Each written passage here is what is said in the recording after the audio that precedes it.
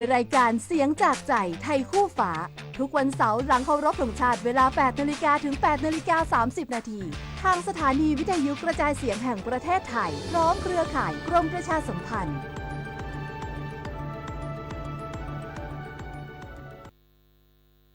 ประเทศชาติจะเป็นปึกแผ่นมั่นคงได้ก็โดยคนไทยทุกหมู่เหล่าพร้อมเพรียงกันปฏิบัติหน้าที่ของตนโดยมีอุดมคติและจุดมุ่งหมายอย่างเดียวกันคือประโยชน์สุขของทุกคนในชาติพระบรมราโชวาทพระบาทสมเด็จพระเจ้าอยู่หัวจบข่าวพรหมธิดาทิพยานนท์บรรณาธิการข่าวสุภัชรินทร์โพทองนาคและยุทธพรบานเย็นอ่าน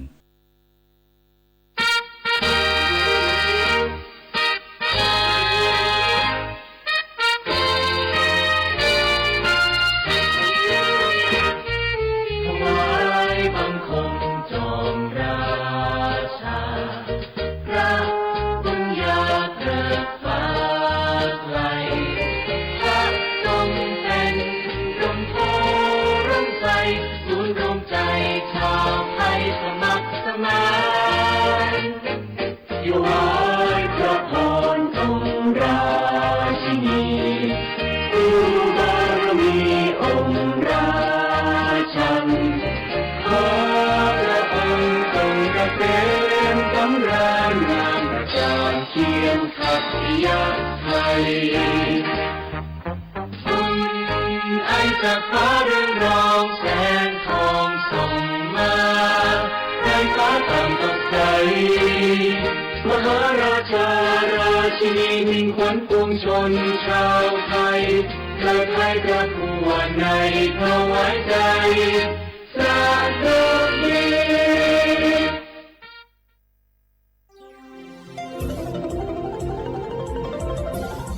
วิทยุแห่งประเทศไทยให้ความรู้คู่ความสุขสถานีวิทยุกระจายเสียงแห่งประเทศไทยจังหวัดเชียงใหม่ AM 1476 กิโลเฮิรตซ์สถานีวิทยุภาคภาษาชาติพันธุ์แห่งเดียวในประเทศไทยที่มีความทันสมัยเชื่อถือได้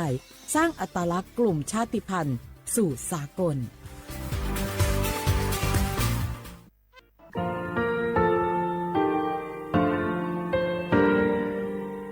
งาคือมีติปิเพกาวิเชแลงาคือติกาติชูแลติเลเพกาวิมาเฮยาค่างาคือชอยาออตุคโลกาติเชวิออคือคาติผาคาชูโยอาชูโยวิโยกาคาเดติเลอติแกกาผุติลาวิทัปาตองาคือชอยาอาสติกาวิโยงาคือออตุคโลออคือคากาติเชวิเวอีเวมาโกติยาลิเลทอกาอายีเว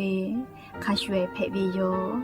อลักวงาคืออตุคโลอคือคากาติยายามาเตียลาบิโลโกงาคือชอยาทอกาอาสติมากาวิคาชูงาคือมีติปิเพกาวิเจแลงาคือติมูติสติเพเลอติกาลิเลอาชูโยเวอเวปุตาเวกันติภาคาเสติเกคาเดกากาติเชวิทัปาตองาคือมีติปิชกิเพลากาวิโยเชแลงาคือเทโจมโคคางาคือมียาถาตอกคปิลาตาเวปุระเวติชเสนีเสหปามัชหปานิงาติชออกขอทามัววิทยาลัยวิชาการศึกษาประสานมิตรโกเวออคโล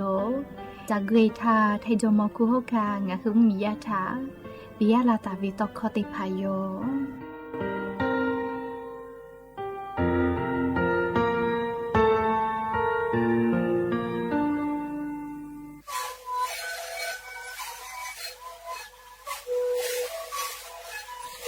คือมันคือยาแก้เชื้อเวออกเข้าเชื้อแล้วหูเข้าตัวออกตีจะว่าที่ไหนเอ็มนาบาเต็งที่โอหาสิขอตัวเฮเต็งเลนหลอกเอาพ่อเอายาแก้เชื้อได้มาเลยและได้ชิ้นมาเลยเล่นเผื่อไปเอายาที่มาดิเข้าแต่แล้วก็มาเข้าพยาเต็งเลนแล้วหูคอก็เชื้อเวและมาแล้วหูคอก็เชื้อสมองมาทำโบเมดิโซ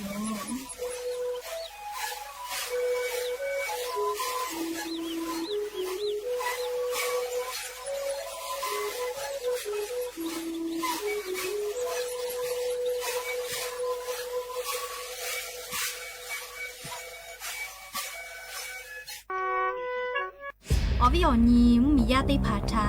มูก็จ้าและมูต่อเวอลอชิลาเวโยแม่จะได้จังเวอยาอคโลมูก็จ้าเวทาสติเตเสแม่มาจ้าจอเวลอโกงาคือออโตไซลาเวโยงาคือมาจ้าจอมาหมอจอเวและงาคือจ้าจอเวมูทาชูแล้วมาช่อมือเวลอโกกะตาก็จ้าและงาคือมูต่อปื้อเวทากาจ้าคือเวลอโกงาคือออโตอุกูมืออุกูนาวอปินาอากาลูแล้วพิย่อย่อเตแลออโตฮอนาชนาแล้วชัวลาเวลอโกนิสอนาริออคโลเจติกะงาคือออโตสเกลาเวโยมูต่อปื้อเวทากาจ้าเวลอโกจะเขกาเตเวโยงาคือจ้าคือตาเวมุงเตผากาเทกาผิบาเจเวโยโอเคเตปุขอน้องไว้ช่วยเวออยาโคโลมอสละกูเกโลหะไกแล้วจ้าคือตาเวมุงเตผาอยู่แล้วมอถากามาปีเวโยนกุทาหะแล้วชิลาเวจ้าว่าจิมายอโคโลเวเชซาจอซาพ่อกันเตเชเวอมูโย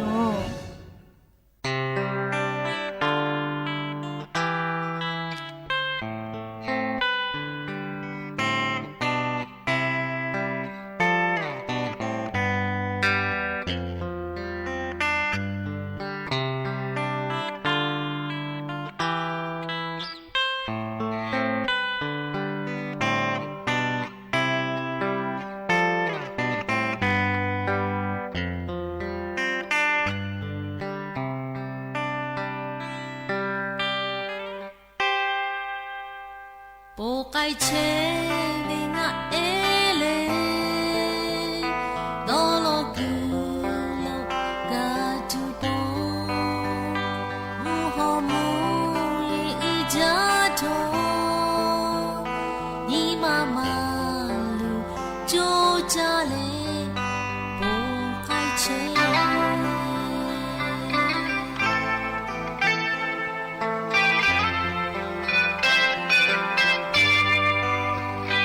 โปไกเชเวงะเอโอนีมาตาลูตาโดฮายะนีกาจุคาเวโตโดโลกุกาเตนีโดชา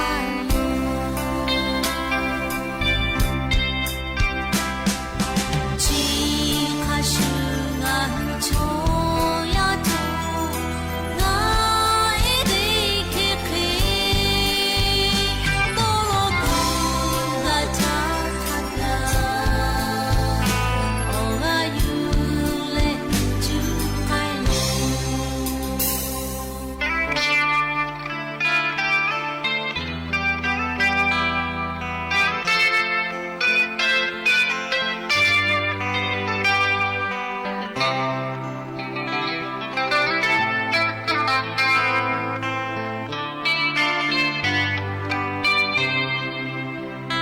มีกุเว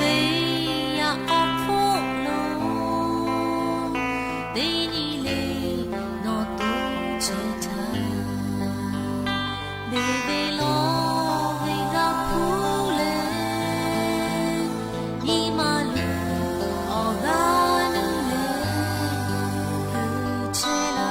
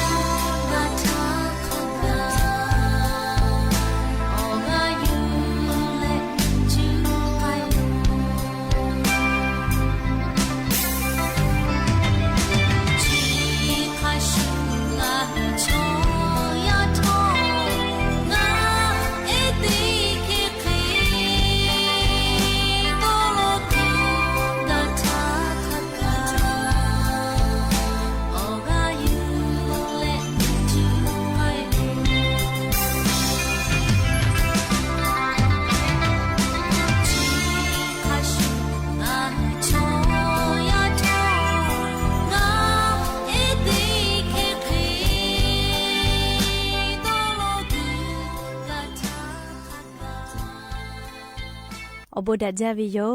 อย่าปื้อหาติปอทอกะดาจาวิโอยาเฉอคโลงาคือติปอกกะมีลาและชุป้าอุปาลุเชตาวิงาคืออวิโอนีราหุยาติพัทะติแกรายกาอบูดาจาคโลติแกอคอกะกอกะดะกิเชวิทัปปะตออลอปืติกะเลเลทะตาอุยอยาวิโอคโลละเซจาและรายกาอบูดาจาคโลหะยูลาวิโยแมหาวิโอวิโอนีราหุยาคาพอเชพาลุเชตาวิคาคิเพเชลินาติกะเลเลทอกะจาเมโดเมซเมกาเมฮาเลโดซาเชอลินาชุดิเจวิโอยากะนี่คือไทมิโกอคโลแลมุยิคอยามาเปฮิวิทัปปะตองะคือติกะเลเลกะอจอยาคาสเวอานาอกอติพัทะนี่คือตอดะและปูกากะกิตุจาเวดอเวเชเวจอเวเตเจเลเลพอกะสติตาและอาชุยอตุยอยากะทะคเดนหาซานดักอิสิแมยานีชุดิสอคโลสปงานีสหปาจุเรหปอคโลยานีติชุหินีฟาอินเพวิโยและจะขอทอการยิหินชงาขอสขอหาวิอวิอนีละหุยาติเผาเตหะเลเลวิอยาหินาริควายตาและก็นาริทักไกเตหะเลเลงาคือละหุคอไรกาอบุดาจาวิทยุเรดิโอ AM ติฮิโอหาสจิกกิโลเฮิรตซ์ติไลพองาคือละหุคอไรกาอบุดาจาตอกเชวิโยเปิดตาเลกันยิพอติพอ Facebook Fanpage สวทเชียงใหม่ AM 1476พ่อกะไลฟ์สดติดต่อกับเชวิโยอวิอนีละหุยาติภาลุลาและลีติแกรายการอบุดะเจ้าขอโลกดไลค์กดแชร์ติเลโอกาปิดะกิแพวิโยแล้วอย่าปื้อหาวิอยาคโลทอกาอบุจวิอลอติพาไลรออยู่เวลาตาวิโยออคือเปิดตาแล้วอเลมือทักขะไกติเกเชียแล้วโอกาปิดะกิแพวิโยแม่มีกโคโลเลงาฮือชอยาฮาวอวิชอออจือจอวิเจโกมาอามาลีนาเลงาฮือติแกนาเกนสิแมอลอติจือเลงาฮือมีกโคโลฮาวอวิออจือติพาเลพูมาจอวิพูฮาวิฟูมาจอวิทัปปะตออาชุยอตุยอยกาทะฮูมากาเวเลฮาเวเลฟูมาจอวิทัปปะตอฮาเวจิแมมิงกโคโลงาคือชอยาอลอติจือเลฮาเวก็เวอจือจอเวเลฟูมาจอเวเลเปิดตาเลนี่ยาติยาโลโกออยาฮาวอวิเจเลออยากะฮาวอปุเวโลแมออยาโกวิชอลีนาลีออยาทะโกวิโยลีนาลีออยาทะฮาวอวิเจเลอาชุยอตุทันยหาซาตุเวอยามาจอวิเจอาชุยอนิมาอคโลดอจอเวอเจเตพาทะติตุเวอยามาจอวิเจเตพาโลโกเลฟูจอกะอยามาจอวิเจเตพาโลโกเลอยาจอกะฟูมาจอวิเจเลเลกะชัวเกก็หาวอใจเวเลเลฟูกะมาจอเลอยากะมาจอวิเจเตพาเลเลกะชัวเกกะก็หาวอใจเวจิเมเลเชเลนี่ยาติยาเลมิงกโคโลงาคือชอยาฮาวอเวเลนาลีออยาทะฮาวอเวจิแมเปตาเลลิงาฮืมิกโคโลชอยาฮาวอเวเซจืเตจืเลจิแมเลไทคอลอกวจนโอกาเจเลเตปอติยาลอกอลิงาฮืจะเคโอเคดาวิออเจเตพางาฮือาสติกอคโลลุลาตุเวอเจเตพาอาขอกาเวเลติพาลโกดาวิออเจติพาลุลาตุเวอาขอมากาเลดาวิออเจติพาอาสติกอคโลมากาฮาเลก็วิโยติพาลโกเลนากาวิโยเลนากาวิทัปปะตอจูจาเลมาติกะคาเดจูจาติปุเลเลอาขอกาวิ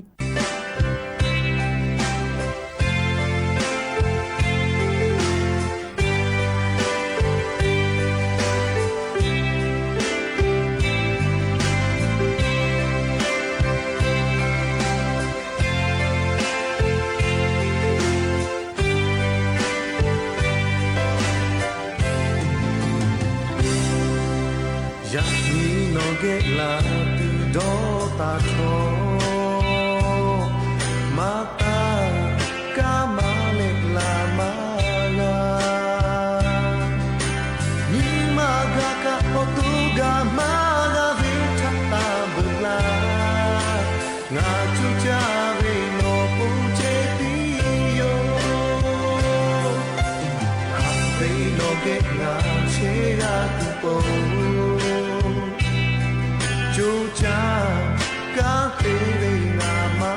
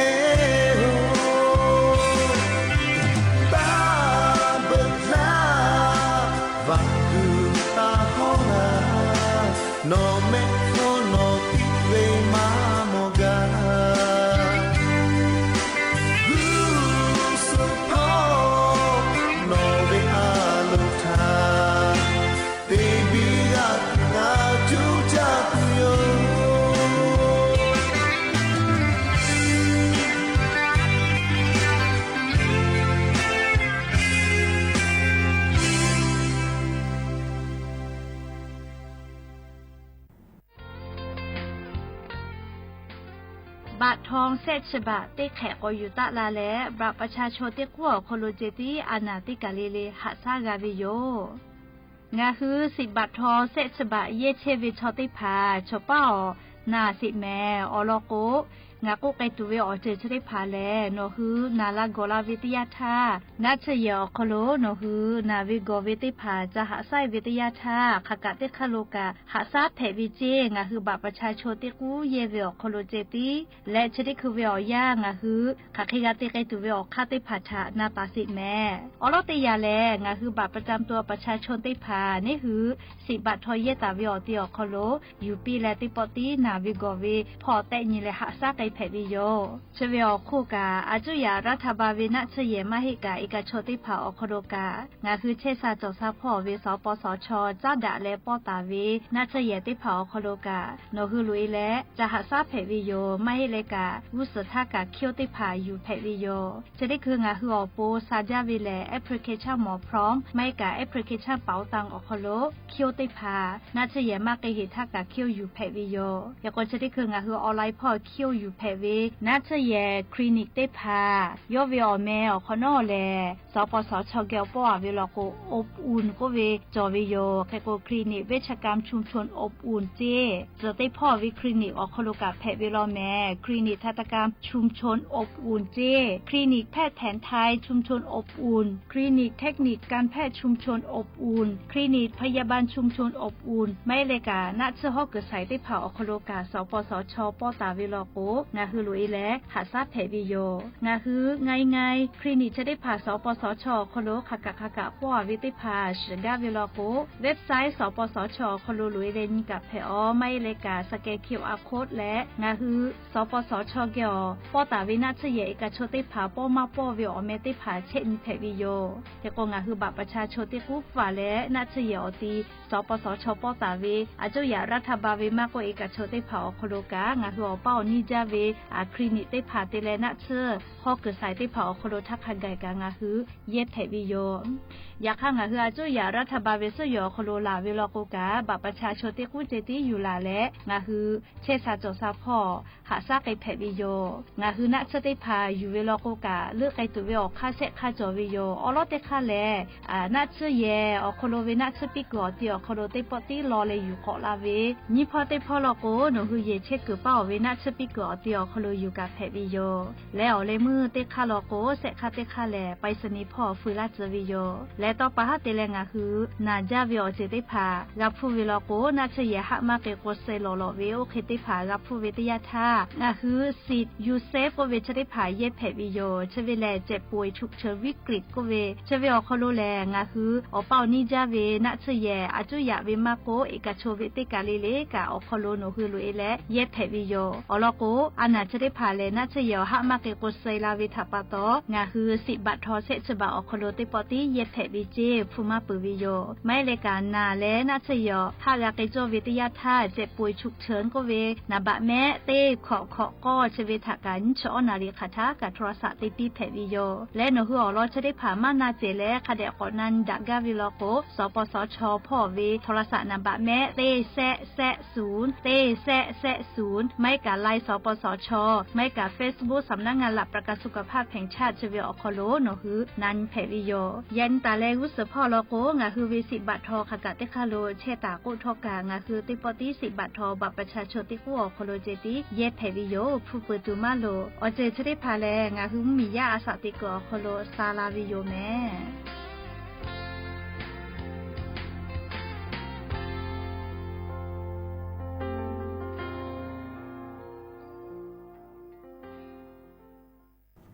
ขอจ้าแล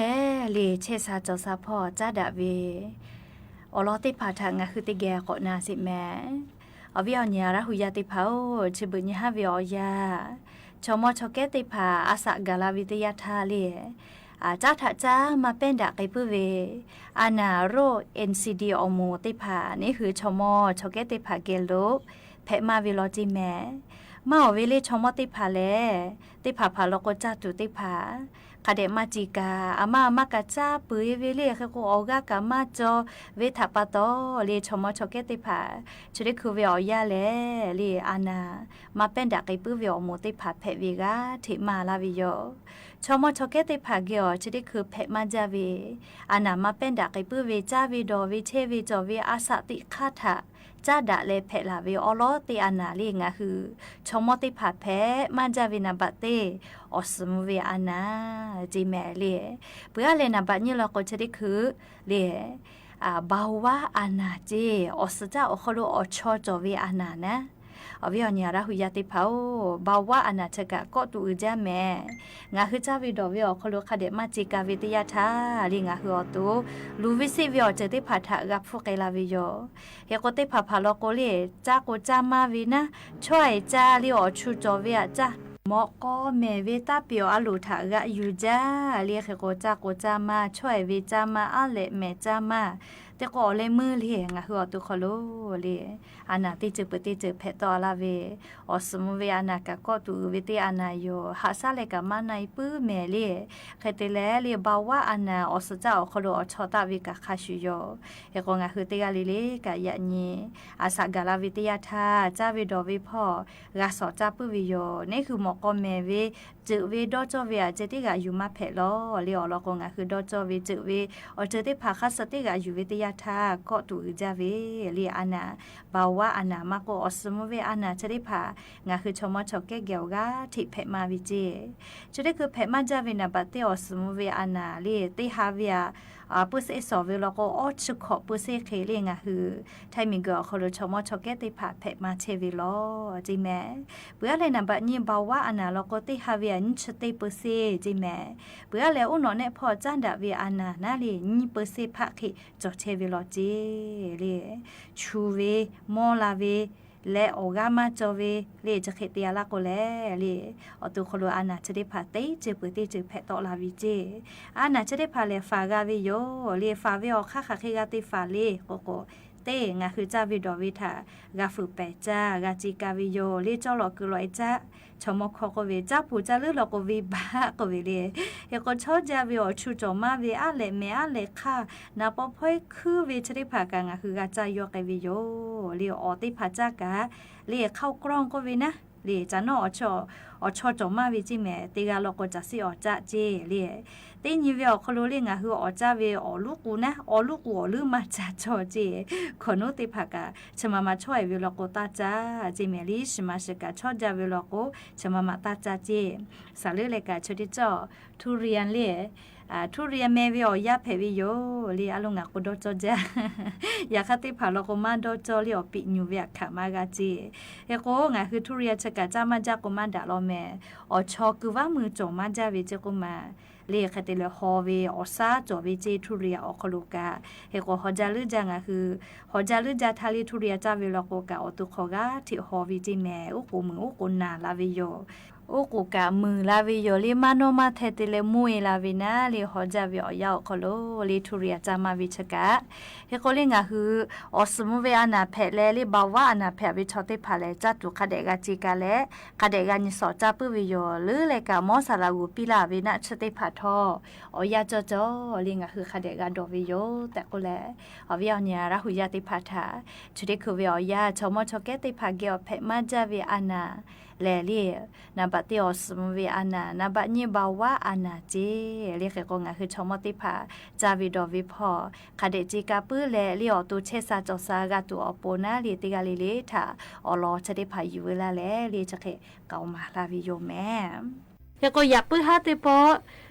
ศิลกาลาตุเวสตาอลอติภาจะคิไมเจดิโยกากาพนาเลโอกาปิลาเชเวเตกาลิเลทอกาเมกาเมฮาเลดอซาปีอบุจาแม่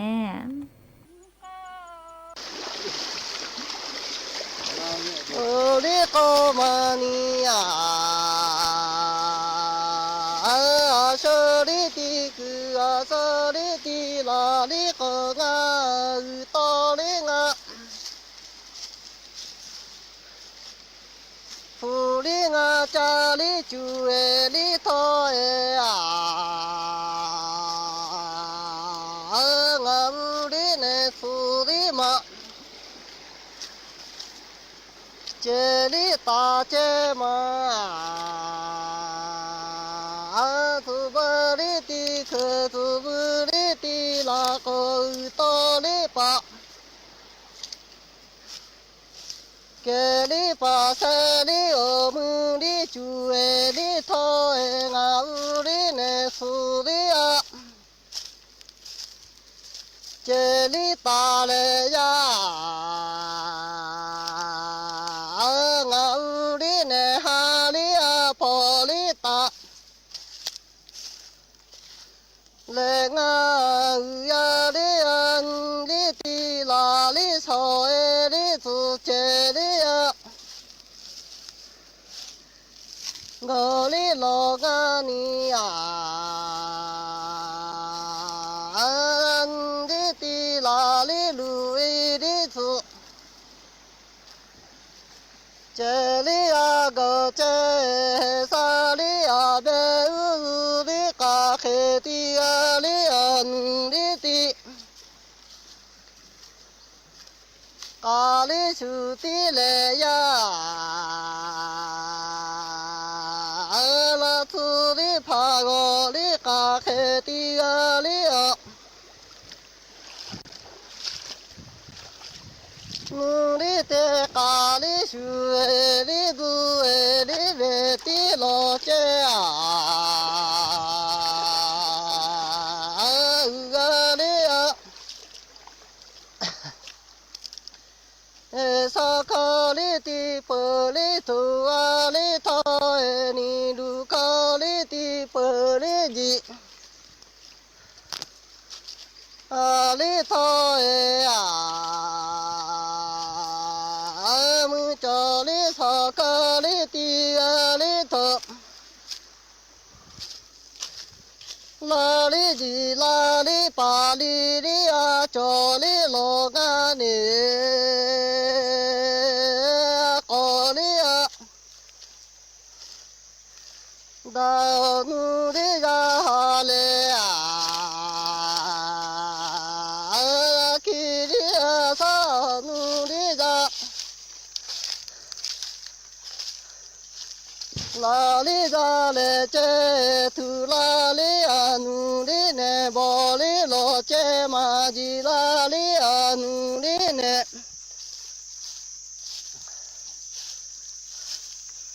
บอลิเวติโยโลยาสาลาคานุริเน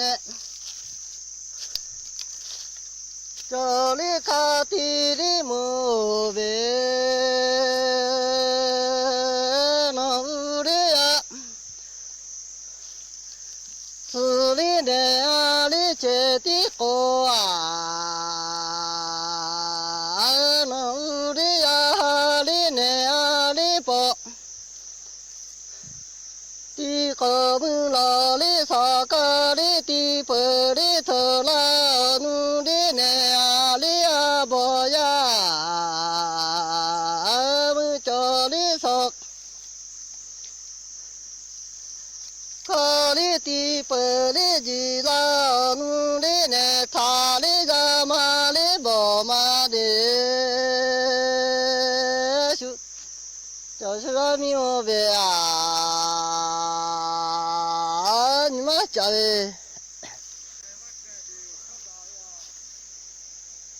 เนโกลิดาเอโกเนคิริซาเอโกลาทุริ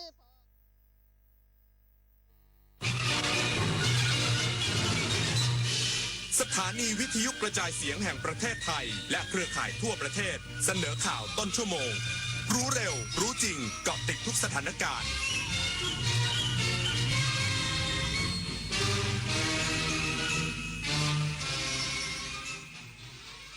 รับฟังข่าวต้นชั่วโมง 21 นาฬิกากับยุทธพรบานเย็นครับ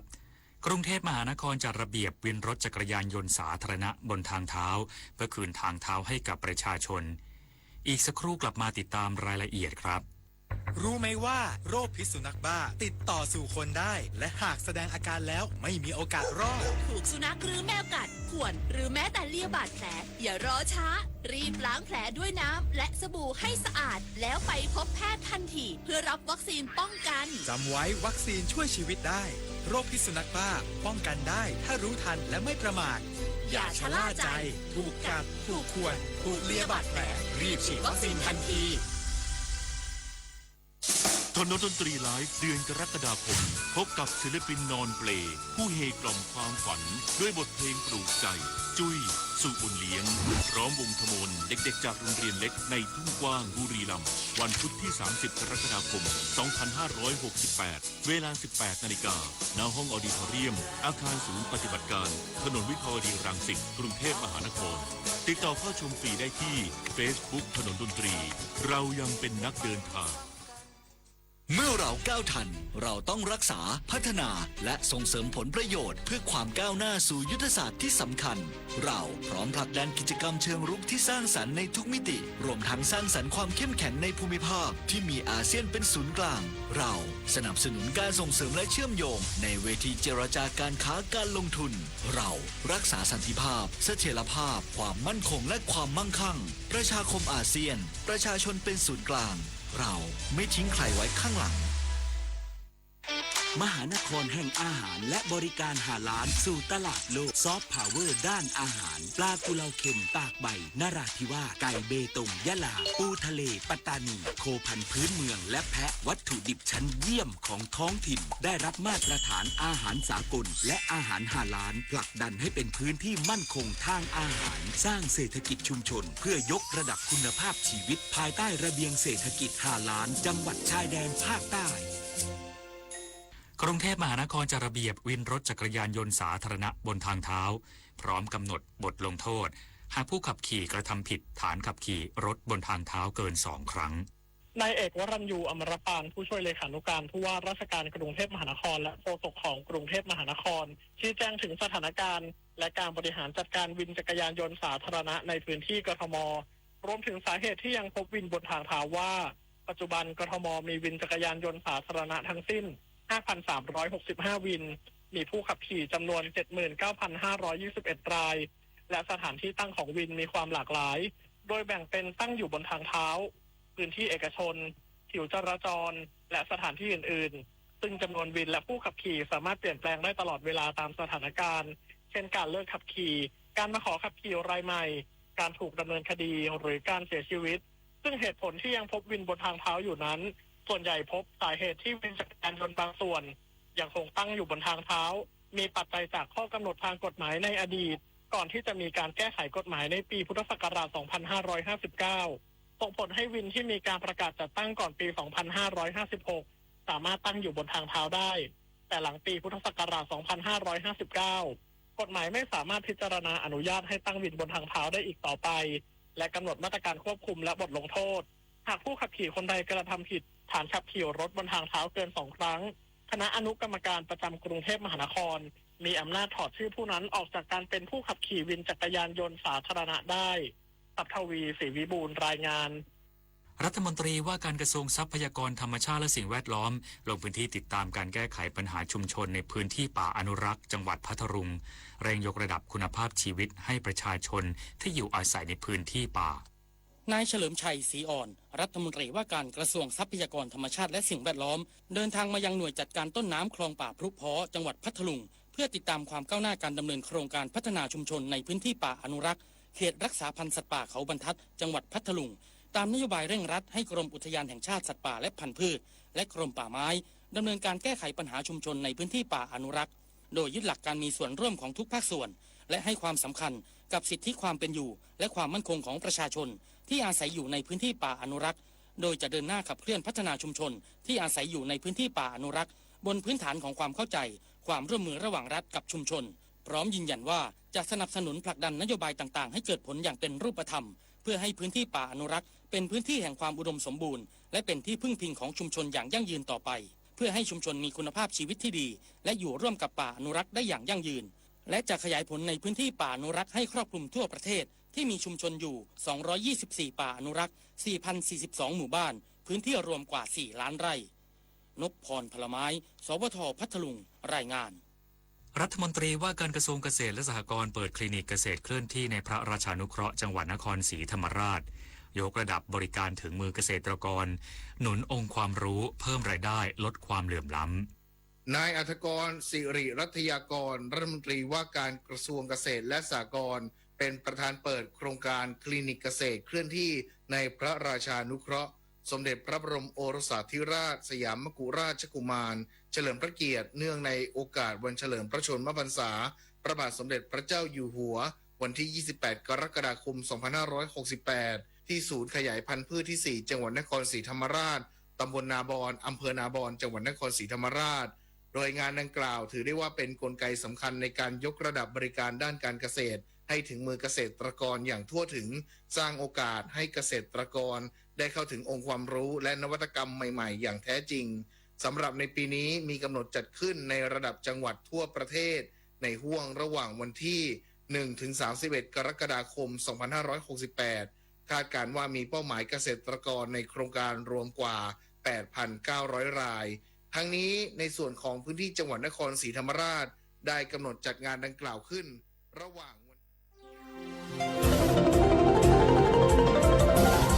วิทยุแห่งประเทศไทยให้ความรู้คู่ความสุข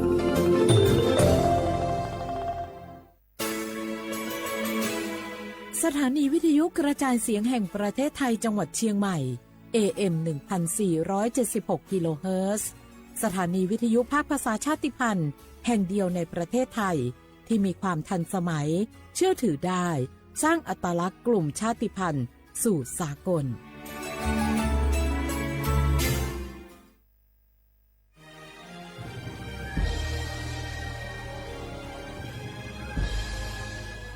เกิดเป็นคนไทย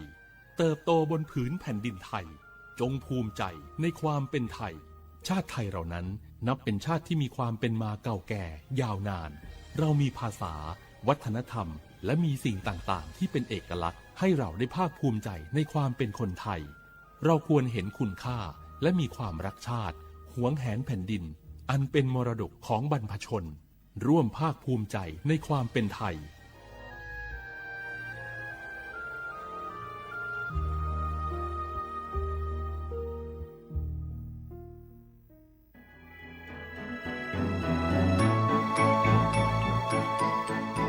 การปกครองระบอบประชาธิปไตยจะมีความมั่นคงก้าวหน้าเพียงใด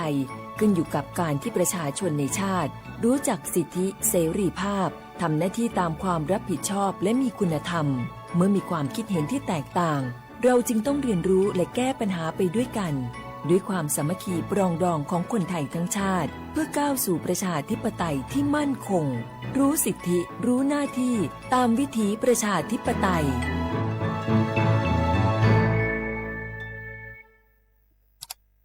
อ้าวแชร์เข้าไ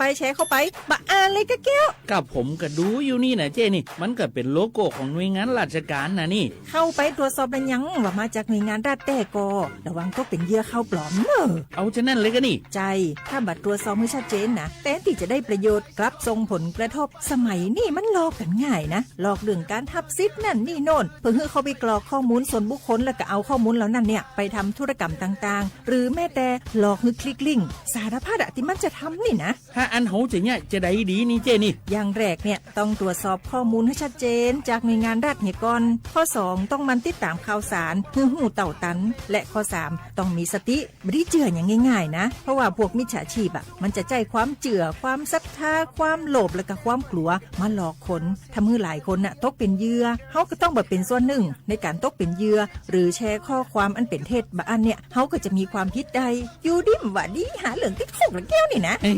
ขอโทษครับเจรู้เท่าทันป้องกันการตกเป็นเหยื่อจากแก๊งหลอกลวงปรารถนาดีจากสำนักงานประชาสัมพันธ์ที่3กรมประชาสัมพันธ์ค่ะฮัลโหลสวัสดีครับพี่น้องอายุนี้เดือขยาวโฆษณาไกกะกอสถานีวิทยุกระจายเสียงแห่งประเทศไทยจังหวัดเชียงใหม่พบปานเนอบีเคฮอมอนาแอออนหลีญาเมเจสถานีวิทยุกระจายเสียงแห่งประเทศไทยเฮอนาอย่าซินก้อนบีเออดูอย่าล่อนแต่ช่องหางละหาเชลก็ปอจากกันในเออดู พ่ออีสอนนี่กามาแล้วเนี่ยกามองขากากาอีกุญญาอีเนียวโฆษณาบีเกหมอญาแลนึงมาอ้อนานากาไงเหลียวเนี่ยไงชนยังง่าอีเนียวนากาสมบูรณ์นะคนนี้จำยองาซุงนี่สีโกจำยอโกเย่และงาเด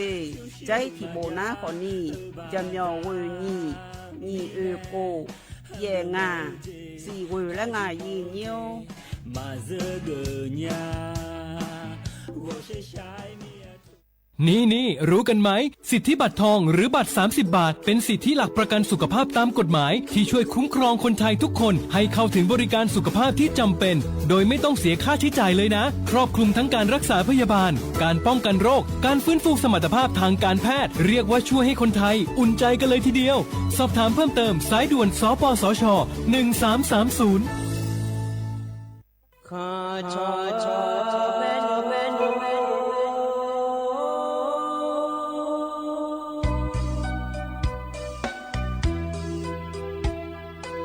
你照顾你我到我土呀卡不让你怎么来我到我朝呀卡不操怕马西早茶路那一步什么我那马西过来呀一步可努马西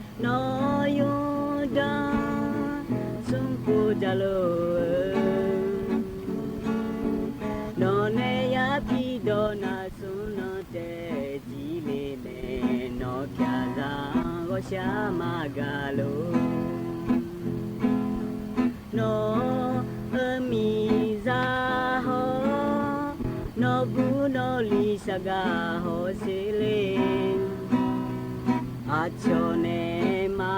พันลีงาน้อยบาดายอมาชางาน้อยมีเพียวที่กูกูสิยอลานีอาจอมาพังงายอนากันนาดอกเนี่ยเลยยันยิ้มไม่บอกเลย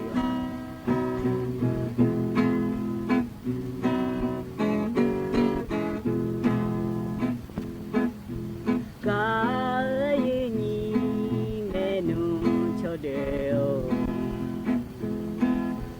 อาชอใจยาเจลีเลทานวีนอยุดังสุงกูจะลูโนเนยาพีโดนาสุนเตจีเลเมโนพิอาซาวชามากาลูโนมิซาโฮโนบุโนลิชากาโฮซิเลอาโชเนมาพันเลงาโนบาดายอมาชางาโนอาบาที่บัวกูชิยอลานีอาจอมาพังงาไม่เพียวยอลายชมดูอันนี้เลยอุจิพออุดุธรรมเดอาเยนี่มีขังยาโยกานาลุแนล้อเยเนียวอันนุ่มจิกล้อยมีนาลุทอนเจอล้ออาเยนี่โยกานาลุแนพยาทอนเจมีเดเยเนียวอุจิอปากระดูล้อเฮกามีอมัวดวงจอเนอาเยนี่โยกานาลุแนยาทอนเจอเฮนานาลีอายามนาลีเวหลังเนนาลีเชหลังกันนี่เดเยเนียวเดอันนุ่มจีน่าจอนเจองานงานชาลาแม่เยเนี่ยวันศุกร์งานงานเนี่ยเยนี่เธอมีแนวล้อยุ่มจีนะงานแหนอายุเชื่อเหมือนที่ขอรู้จอดามาเยเนี่ยเยนี่เนี่ยกาลัวเทซ่าเฮก้านะขอเนี่ยเฮก้ามีอมูดูนะถอนจุมาเดเยเนี่ยเดเฮก้ามีอมูดูนะล้อเยเนี่ยสถานีวิทยุกระจายเสียงแห่งประเทศไทยจังหวัดเชียงใหม่สำนักงานประชาสัมพันธ์ที่3และขั้วกันเนี่ยเย็นนี่นะถอนเจอมาเย็นเนี่ยล้อนี่พอปานเนี่ยเดเย็นเนี่ยเดมาข้อปาฮอเนี่ยเฟซบุ๊กพอปานเนี่ยล้อเย็นเนี่ยมาข้อปานเนี่ยก็ดูนะขอเนี่ย AM ที่พายา4เชโกกิโลเฮิรตซ์แต่ก็ถ้าพอเนี่ยนะหันยาแม่เย็นเนี่ยน่าจะที่พอปานเนี่ยก็ดูนะขอนี่เฟซบุ๊กพอปานเนี่ยเย็นเนี่ยล้อสถานีมีมั่วดูเฟซบุ๊กชมยาหน้าสวทจุดเชียงใหม่ AM 1476กิโลเฮิรตซ์ทะลวยแม่เดเยเนียวเดเฮือยอปนนาลูเยนี่นะยาถอนจุงเงมังเงนะยาจากาเอกาโดนเนี่ยเยเนี่ยจิมินะงาเลและกนะเยนี่ยกานาลูเวเฮกามีอมูดูอากาญาเลชมยายกควาเลรออากเกปะเนนะหาญาเลและยาสิญญาภายรออะฮูปะเนนะหาลาไอ้เยนี่เราหน้านัวสิญญาดูขอเนี่ยเทียนาเทียแต่ขอเนี่ยงี้เนี่ยยุ่มจีห่อยานาหาเนี่ยกานะขอเนี่ยฮะยังก็ต้องช่วยเมียเลยอายุนาหาญาเลยอาเกปะเนี่ยนาหาญาอาเกยามนาหาญาเลยยาสิญญาผาเธอมีเนี่ยเราอยากจักอากาศดูเนี่ยแม่เดเยเนียวเดมีเนี่ยเยนี่ยกันนะรู้ว่าฉันแท้เนี่ยนาหาญาแม่เยเนียวอร่อยเยนี่นะก็ต้องช่วยก็กอมรัฐบาลปะเนี่ยจักอากาศก็กอมเฮก็พอเนี่ยอายามรอนาลีที่ลาบยานี่ถอนเจอหายาหลัวรออย่างนี้หากยาหลัวอย่างนี้จะกายอากาศดานเนื้อเนื้อบิสิบิกามาเดยเนื้อเดหล่อนะเธอก็ก่อยเธอจะกายอากาศดานเนื้อแต่มังเงอเยเนี่ยล้ออย่าไปเบียวเล่เยเนี่ยต่อช้ายาน่าหายเบียวดาผายเดยเนื้อต่อช้าคนเนี่ยพอในบินาหาดามาเราอุศเธอก็พอในบินาหาดาต่อช้าเธอก็เธอยุ่มน้าคนเนี่ยอโดพี่เจอเนอชาดอชาเดเยเนเดเธอเนล้ออยากพิธาดอเลชาดอชางาล้อเยนี่นะช่างเหลือแม่เยเนี่ยล้อเธอการจะหาเหมือนว่าป่าจนในหน้าหาลุมาเดเลนากาวปังเงช่องเลยในช่างเหลือมินหัวนในแม่เด ยุมจีเฮายาพอดานเนสีเยียญาล้อแต่มีน่ะเยียญเนี่ยตัวชาเกบยุมอาสัวเนี่ยชาเราโยซื้อมาโยมาเราเยียญเนียวช้างเลยเนี่ยไม่ได้เฮกัดยานะขอเนี่ยพันโลเนี่ยมาเดเยียญเนียวยุมจีก็ที่ขอรู้ว่าจดามาเยียญยุมจีเฮกัดเยียญนี่ไปจังทันเนี่ยบินะหาหมอญาเยียญเนี่ยจิมีน่ะงาเลยแล้วก็นะขอเนี่ยเฮกัดเนี่ยนะไม่หัวป่าเราเยียญเนียวอันนั้นนี่เชื่อซุ่มนี่เชื่อก็เนี่ยเดเยียญเนียวเดอเดือไทยมีเขาอุเยยมอย่างนี้เยอะอย่างงาเจที่กันไหนสอนนี้เยอะอย่างงาเดแล้วงาเถอะเธอมีเนี่ยอาคารโรงงานจะกายอากาศได้เนี่ยมาเดอาเกเมออาเกยามอาเกเนาะอาชดตาย้อนเจ็บพายงาเลยในรอเย็นเยียวน่าเธอแต่มาเงอรอเย็นเยียวรัฐบาลป่าก็เย็นเยียวจะกายอากาศเนี่ยพาแกขอนี้จำแม่เย็นเยียวเธอมีเนี่ยอาคารโรงอายามพากันยาหลวจะกายอากาศได้ในปีสิบปีกันมาเดน่าเย็นเยียวเฟบรัวปานเนี่ยน่าหาหลวนะรอเย็นเยียวกดไลค์กดแชร์แล้วเธอจะไหนเนี่ยแม่เย็นเนี่ยมีคนเดินเนี่ยก็เดียกเกิดภายเดียเย็นเดที่เขารู้ว่าจอดามาเย็นเฮกันเนี่ยนะเย็นอันเนาะจะไม่จะกะเอกะดันมาเดียเย็นเด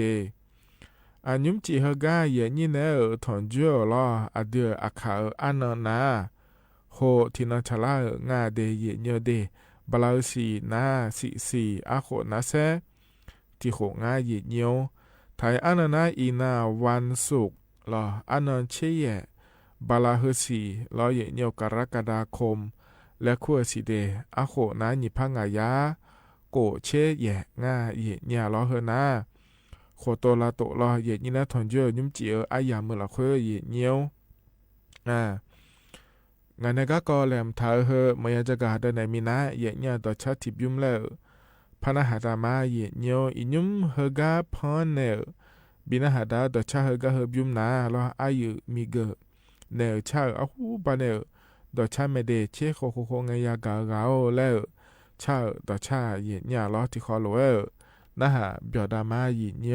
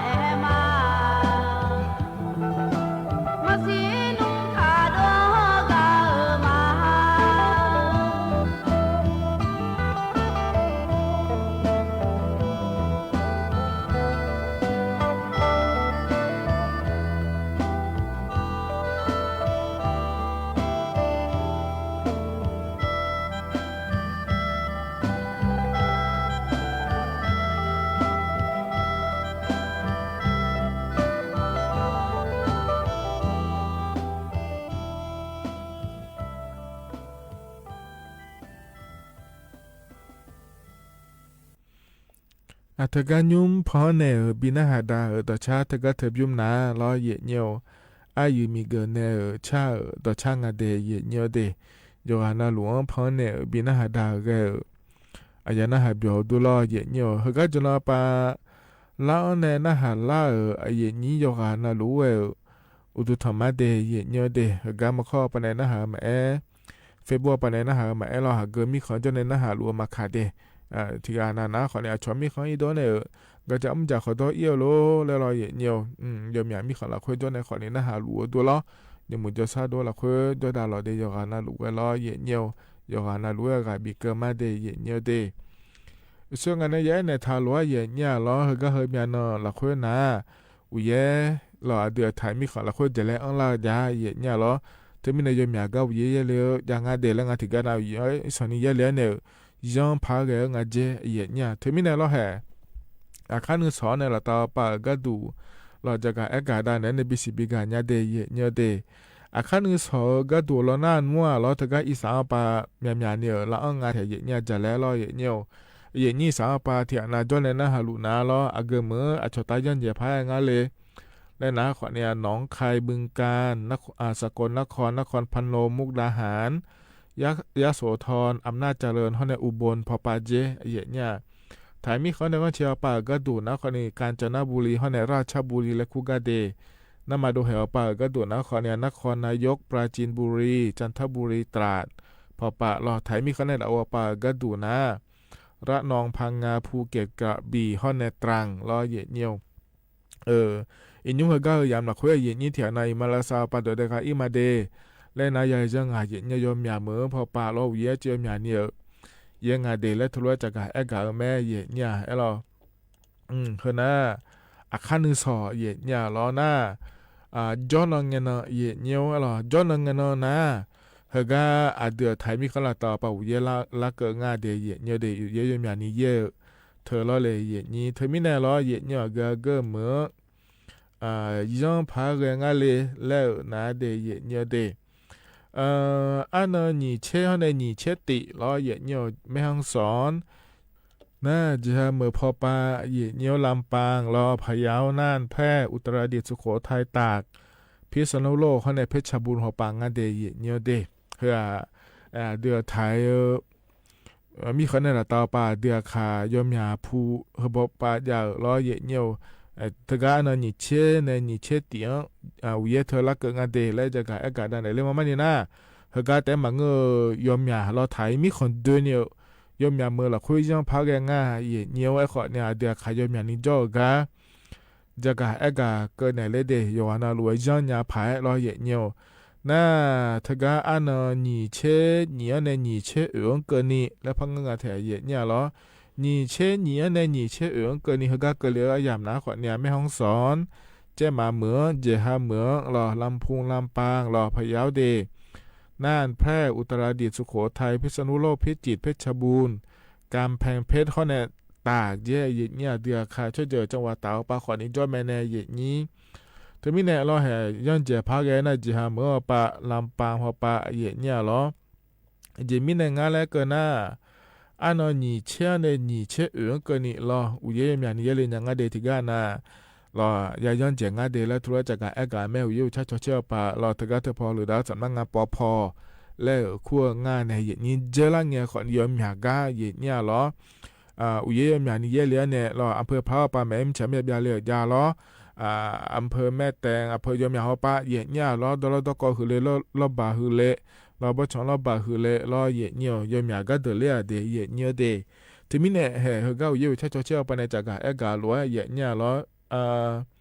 โกเชเนี่ยเยเชบิวกันนี่ละแล้วเยเลยยังอาเจเยเนี่ยตะก็ถึงไงยามละคุยนะรอเยเนี่ยที่มีเนี่ยอยู่หันลัวยาจังงานเนี่ยนี่ยจอนลุมโดยเลยหทางเดเยเนี่ยเดยจอนลุเนี่ยลัวเนี่ยว่าเมื่อละคุยแต่มังยซาเลจอกแต่มังรอก็จอก็ดูดอนตาปาจอขวัญยาจังอะไรอย่างนี้รออับบอช่องมาจางไงยุ่มหนาเราเธอชอแอโลยาแองงานนี่เจ้าหน้าที่ปันแอโลล้อถึงมีในอีจูแล้วก็ล้อบาเธอรออีจูนี่เลยนะขอเนี่ยอีแห่มีฉันยาขอบยาเลยเนี่ยล้อเลยอย่างนี้บาลาตาไปเย่นะแห่ล้ออับบมาเนี่ยล้อ lo te tha ma ja me ne chu ya ye kha le lo yu kha nga je ye nya ti mi ne je la nge do lo ko ti te ge to kon he i chu ti po te yu kha mi no do lo ko da do ni hu le neพูนเดลเนียรอเยอะยัวเดลเนียงาเจเดเยอะเดบูบูจ่าขอยมอย่างนี้รอเหตุการณ์เจริญเงอำเภอพญาเมงรายรอเยอะขุนห้วยแม่เปล่าลูกขั้วตัวที่บากอจ่อจ่า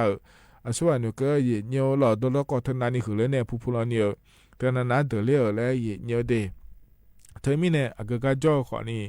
ยาจ่อเนี่ยยาจ่อน่ารู้ยาเลยทำทางง่ายเยอะรอนากาเธอเยอะแบตเตอรี่เยอะทายุมเจรอเยอะจ่อขอเนี่ยมีจ่าช่างนะที่บยานี่บิดาพางาเราก็มีนอนละคุยนาเราเนี่ยเกิดเจก็กอโลละแถล่าขอเนี่ยที่เงี้ยชอนยาผาเราเยอะน่าเธอแต่มาเงยเยอะนักการสบุก็ยังอาแถเยอะเราโลละนะเจ้ามาเมื่อละคุยนาเดเยอะเดเธอเจ้าหน้าที่ย้อนเรารู้เงี้ยชอนยาเราราชการอันน้อยยามละคุยนาขอเนี่ยจำยองงาซุ้มหนีงาเวตีโกแล้วงะเราจำยองงาซุ้มหนีงาเวตีโกเดเยอะหน้าเธอก็ทำแต่มาเงินเพื่อราชการยันมาคุยรออีกเนี่ยไอ้ขอเนี่ยนองการนี่ไงชอยนะทีมและพะยะรออีกเนี่ยเฮือนะขอเนี่ย0839053186แล้วเดจำยอแย่ซุ้มเวอจำยองาซุ้มตีแย่โกรออีกเนี่ยมาบวชตั้งยาเดี๋ยวนั้นจะมาง่าคาโนเฟซบุ๊กพอไปในหน้าโคตรเนี่ยแม่เดย์เนี่ยเดที่มีในเฮือนะก็เจโรล่าขอเนี่ยก็เจมาเมื่อละคุยจ่อนะรออีกเนี่ยเธอก็เธอพอจากการในบิชบานยาไม่ได้เยอะเยอะเดมีในเฮนาขอเนี่ยยกนาลูเวชิญาเนี่ยล้อย่อยาผาแล้วจากการดานเนี่ยบิสิบิกาเลเดเยอะเยอะเดเฮืออดัมเบก็เกาะล้อเยอะเยอะอันนั้นใจที่ก็ดูนะเยอะเยอะเธอก็เยอะเยอะบาทองอยู่วัวเดเยอะเยอะยุ่มนักก็ยังพาเกทีมนะมันสิมันตัวนี้มันเหนือก็เกลือทีมนะมาเรงนะก็เยอะเนี่ยล้อนะมาเล่นเปล่านะขอเนี่ยอาหูบาอย่าลาสาวไปยดื้อไม้สาเยอะเนี่ยเดเตอเนี่ยสตาขอยมีอันนี้จีได้ล้อเยอะเนี่ยไอ้ขอนี่ยุ่มล้อเยอะเนี่ยรัฐบาลป่าก็ดูนะขอเนี่ยเยอะนี้มาเล่นนะก็น่าเดินชอบก็ดูเดแล้วยังมีเจยังง่ายเยอะเนี่ยสตาสมเชื่อบัดแต่บีจีรถที่บ่าไม่บีจีนี่ขอเนี่ยลาซาเนี่ยก็ดูโลแล้วเนี่ยมาเล่นเนี่ยมาเลยเปล่าก็ลาซาเจยังมีเจจ้าเดเยเนี่ยเดเธออยู่มาลาซาเนี่ยแม้น่าเธอแต่มาเงยเยเนี่ยยุ่งจะสื่อแล้วพระจันทร์โลเลที่มัวก็ดูนะเยเนี่ยอร่อยอีกครั้งก็เนี่ยล้อเยนี่โหยาอินเดลาซาอีบอกเนี่ยเลยและหนาเลยนี่ครั้งก็นี่โลบิทอฮาลาใหญ่เจเยเนี่ยเฮก็เฮก็ละค่อยนะล้อเยเนี่ยงาเธอก็เลยเจฮอมาล้อนากาสโบเธอก็สปสชยาเยเนี่ย1330แล้วขั้วเธอล้อไอ้ขอเนี่ย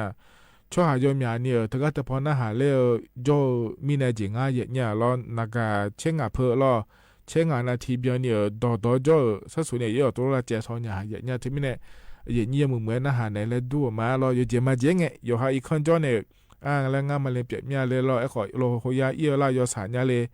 ไอ้ยัวอยู่บางโครงการก็ยังงานเลยเนี่ยอีกคนก็เนี่ยโหยังรอทหารเนี่ยเอี้ย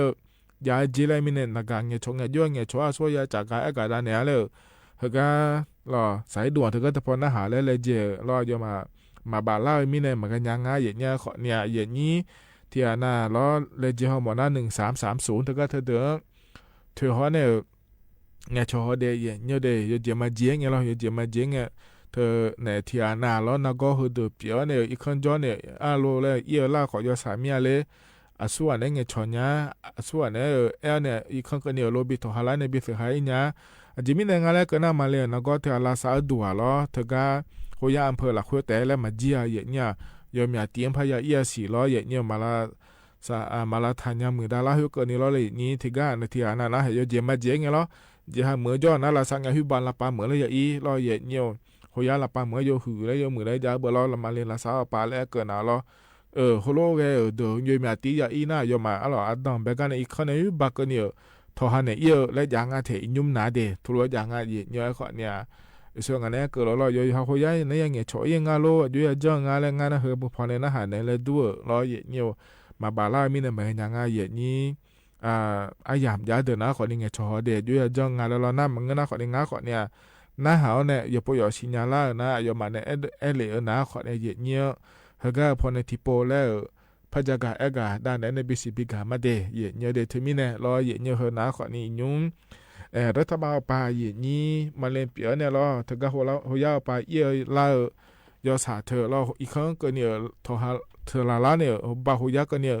ทหารเนี่ยเยี่ยจะไม่ได้เสด็จที่บ้านมาจีนีเดแล้วเยนี้บิสิก็ดูเดแล้วล้อบิสิญาก็ดูเดแล้วจะกะเอกาดาเนี่ยเนี่ยบิสิบิกาเลเดเยนี้เดเฮน่ายุ่มเฮกาดับเบิลยามเฮลาคุยล้อเยนี้จะกะเอกาดาเนี่ยเนี่ยบิสิบิกาเยนี้เฮกาหนาวเนี่ยล้อเดชทิบยุ่มแล้วพนักหาดามายุ่มเฮกาพอเนี่ยบินาหาดาวเดชเฮกาเฮบยุ่มนาล้อเยนี้เลยอีเมียเดดาวเมาอีบาตทานเดลาเดเดโปเดพามาและชาเดชาเดเดชายุ่มที่คอโลเอนะหาเบียดามาเยนี้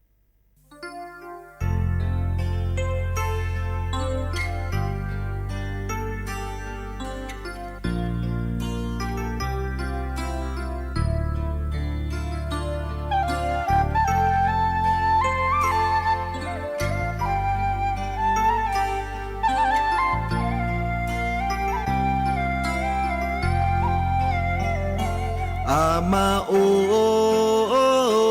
อาดาโออาลีเฮ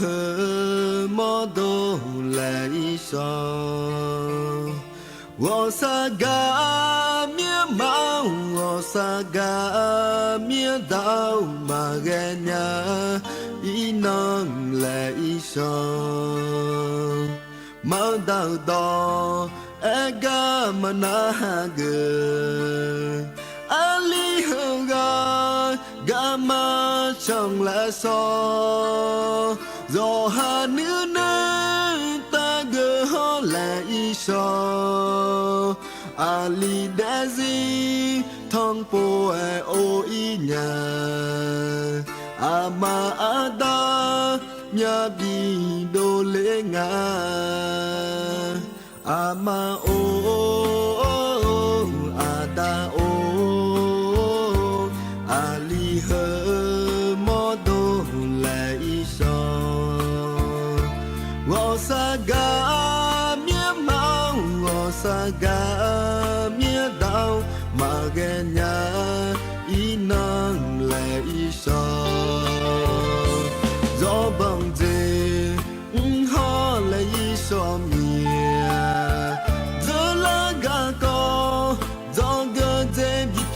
ma nữ bộ nữ pa ho zo mưa đà đào ma ama adao aliang bo sa lao ibajini tabi na lama dao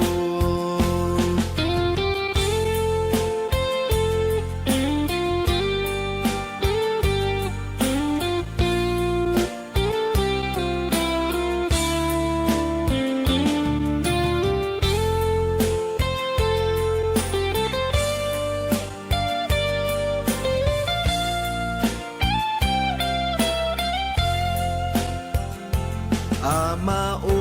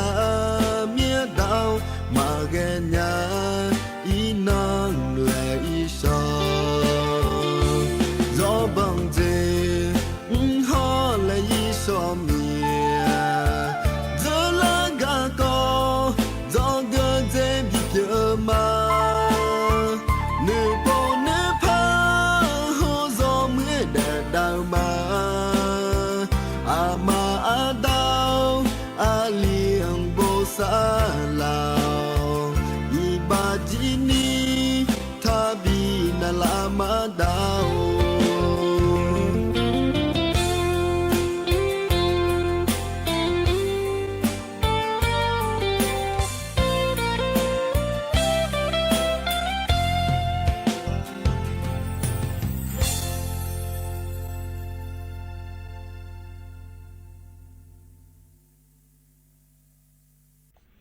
ถ้าการยุ่งพอในบินาหาดาต่อชาถ้าก็เธอบ้วนต่อจุยดื้อไม้มือหน้าเดยเนียวเด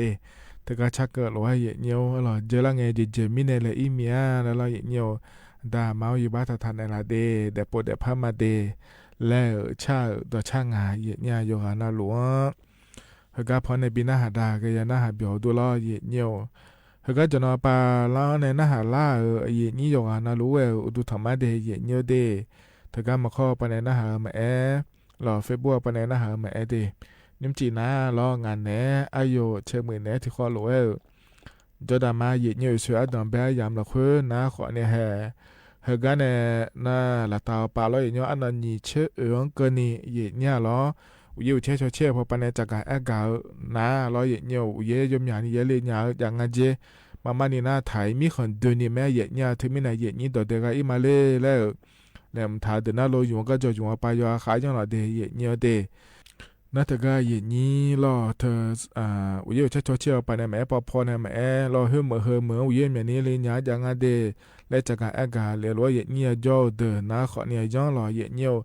นี้จะเมื่อไปจ่อเดินไม่งั้นจะรออย่างนี้แต่ก็อันนั้นนี่เชื่อตีนี่เชื่อซุ่มรอนี่เชื่อเนี่ยบ้านนี่เชื่อในนี่เชื่อก็ในง่ายอย่างนี้วิเยมีอันนี้เลยง่ายเจรอเลยอย่างนี้เธอมีเนี่ยต้องตาจ่อแม่เหมือจ่อแม่อยู่อ่ะนะลูกแวะเดี๋ยวจ่อนะลูกแหลมฐานในจ่อรอเดย์อย่างนี้เดย์เฮกันเนี่ยนะเราก็เฮกันรัฐบาลเนี่ยอย่างนี้จ่อด้านเนี่ยเราพัฒนาเอกาด้านเนี่ยมาเดย์อย่างนี้เดย์เฮกันจะกับเอกาด้านเนี่ยเฮนะอย่างนี้ถึงก็รัฐบาลปาเรากระทรวงสาธารณสุขและขั้วปาเดย์อย่างนี้เดย์ไอ้อย่างนี้สบุจอยามหาวิทยาลัยจ่อเดือเราอย่างนี้ว่าสิ่งจอไหนได้ลำถ่ายเจเนี่ยล้อว่าสิ่งหัวก็ดูนะขอเนี่ยเธอเนี่ยว่าสิ่งป้องกันการติดเชื้อ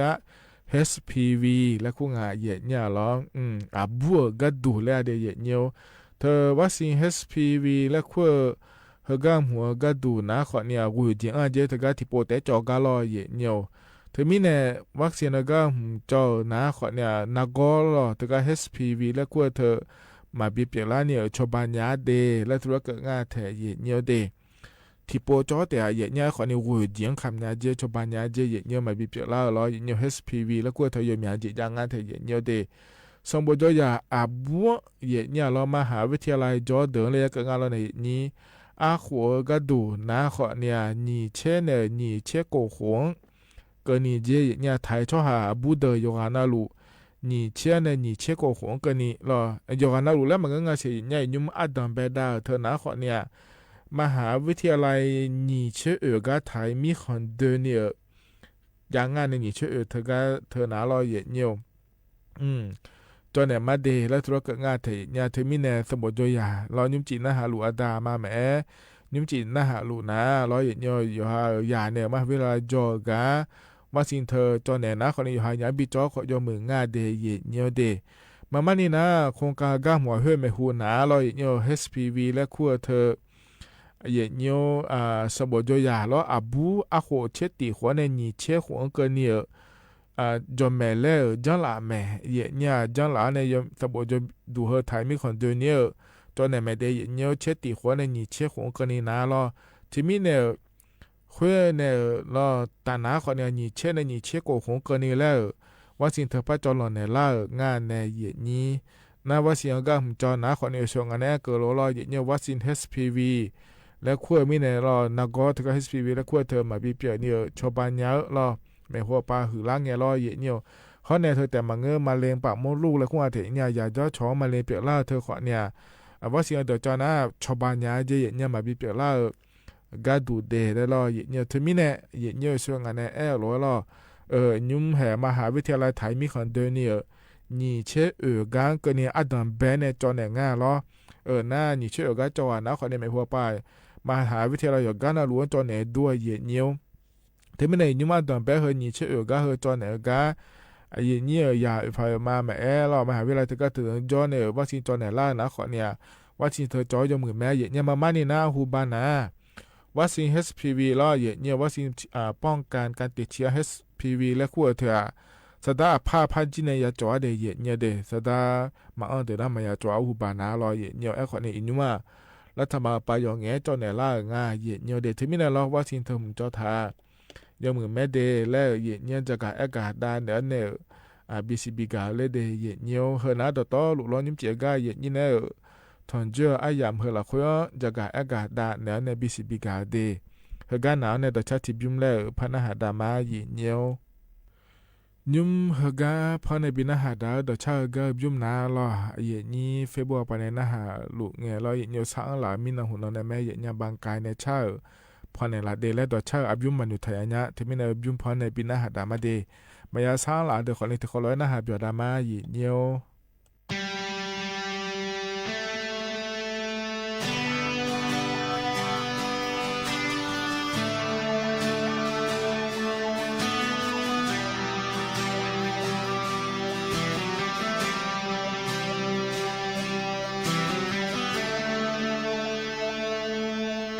มาพายชามือมาอันยังเจจิมาเพียเจยามาอิโนเนตานาโนเอนุกาจิเพียจิซาจิโฮมีจาเนคือปูเจมากาญากาญาโนเอเม这个东巴吹啦，将有满树树的歌，才有那个的比才有。看呀那不论哪了呀，你前的就论过了呀，是家了快给过三米呀，你妈了快给那三呀，你不那不论土了呀。Naga bersih somya dan moto sida nganu manomya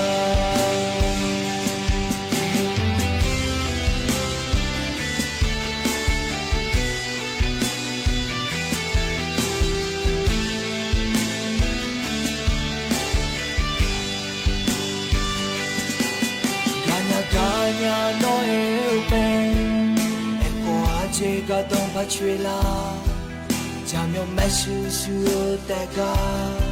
Sai yo na go te pi tai ya Kam ya ne bo luan na la nya Li che ne jo luan go la nya Si cha la kwe kwe go sai mi ya Nung ma la kwe kwe na sai ya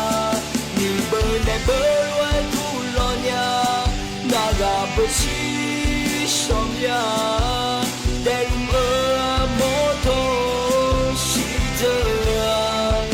Nga ơ mơ ma lo nya Kam ya ne bơ luan na la nya Ni che ne cho luan ko la nya Si cha la kwe kwe ko sai mi ya Nung ma la kwe kwe na sai ya Ni bơ ne bơ luan tu lo nya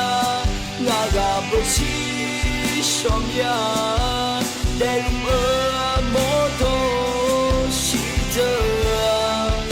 Nga ơ nung ma lo nya Si dơ Nga ơ nung ma lo nya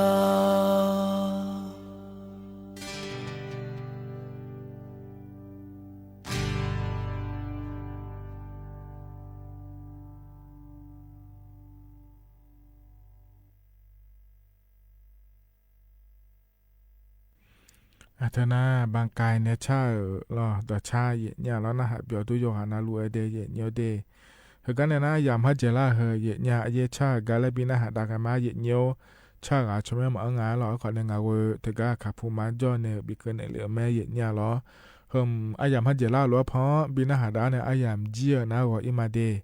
ยอนาโลจิอยู่มือละเยเนียวคันเงินสอราคาแจ้ตานิทุลาวเนี่ยล้อนาลีเยล้านเนี่ยเยลาที่เกินก็นี่รัฐบาลปนายเนียงก็จักการกากานาหาวเนี่ยเยลาที่เกินเนี่ยวัวหลังก็นี่ที่ขอลัวแล้วพัฒนจุลามาเดว่าอิมาเดอุดุธรรมา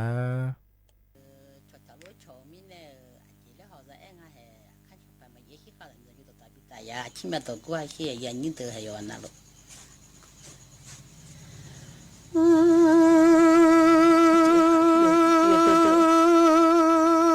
不到海边来那马桶里忙啊，不到家海边。那马桶来嘛，那个小么啊个哈子呀，那马桶嘛嘞，家家有你哦嘞，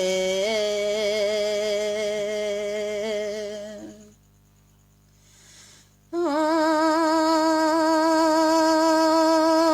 后到大大路外面嘞。阿虎皮内到大阿虎皮从草毛到大，路外面草麻要你来啊，草麻要你胡巴妈妈来你老面的。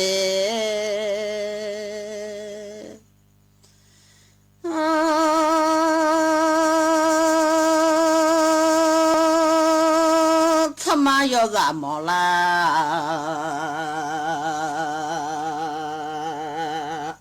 带来嘛多他妈要你毛啊嘛喂，你老面他妈要你俺来嘛毛，那一嘛他妈要你俺来胡巴毛拉面，有你都的。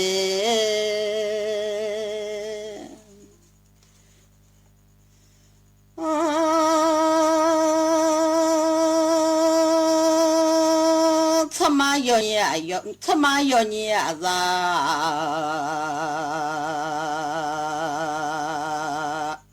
把毛个来阿虎要你捏叫俺啊，他妈要你捏叫俺，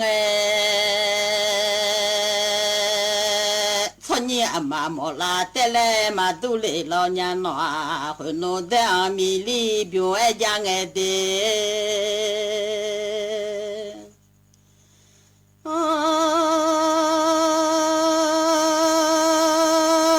弄哈喽的阿米里边爱哈啥啥的阿米。早爱家俺啊，我还吃啥早爱家俺啊，咋喽吃啥早俺我还明天嘛我咋子红嘛，这个嘞俺我弄成的呀，你到嘛的老面吃多都看嘛过啊。呀，牛听的啊，我吃当的啦呀，听多啊，我吃卡古拉面，有你都喝。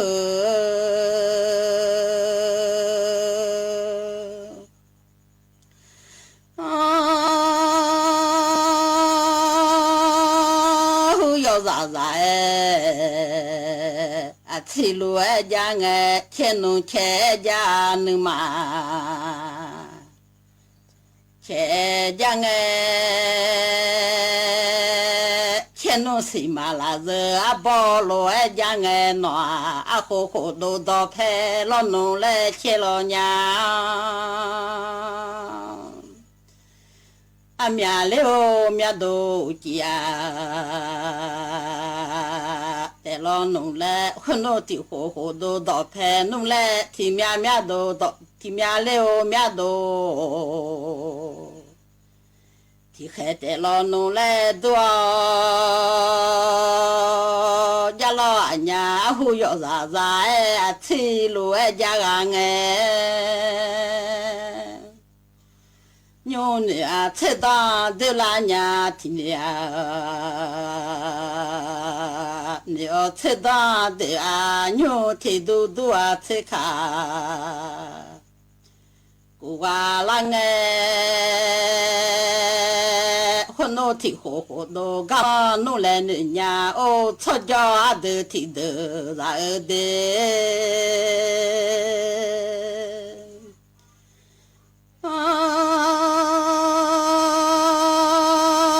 ที่แม่เลวแม่โดยกขาโนแลนอาโหลอมาโหลอโนลาลอมาเดเดลอเมียแม่ลอมาเกลอนัวสิลอมาโอเลียที่หูข้อที่เทบิลาเมียลอ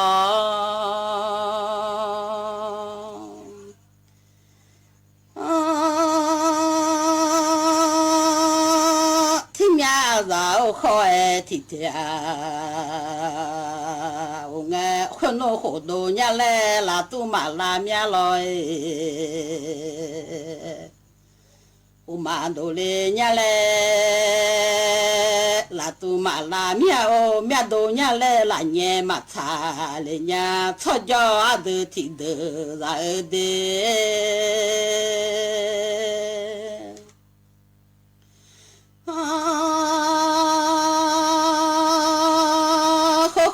เราเนี่ยแหละละลอเดี๋ยวเมียเกลือจะเนี่ยแหละสิลอโอ้กาเลียจะน่าหอวิจาชอบบ้ามาเงินนอชอบมอเชลือจะชอบเท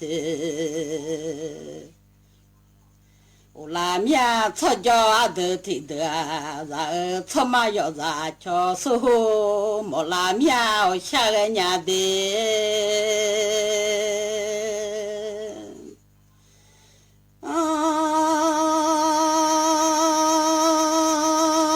ชอมายอญิงอะเล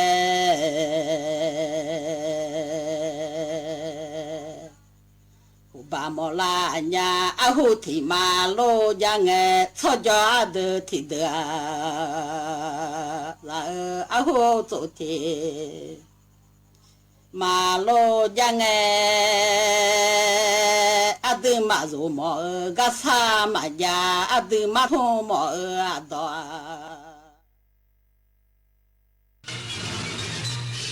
สถานีวิทยุกระจายเสียงแห่งประเทศไทยและเครือข่ายทั่วประเทศเสนอข่าวต้นชั่วโมงรู้เร็วรู้จริงเกาะติดทุกสถานการณ์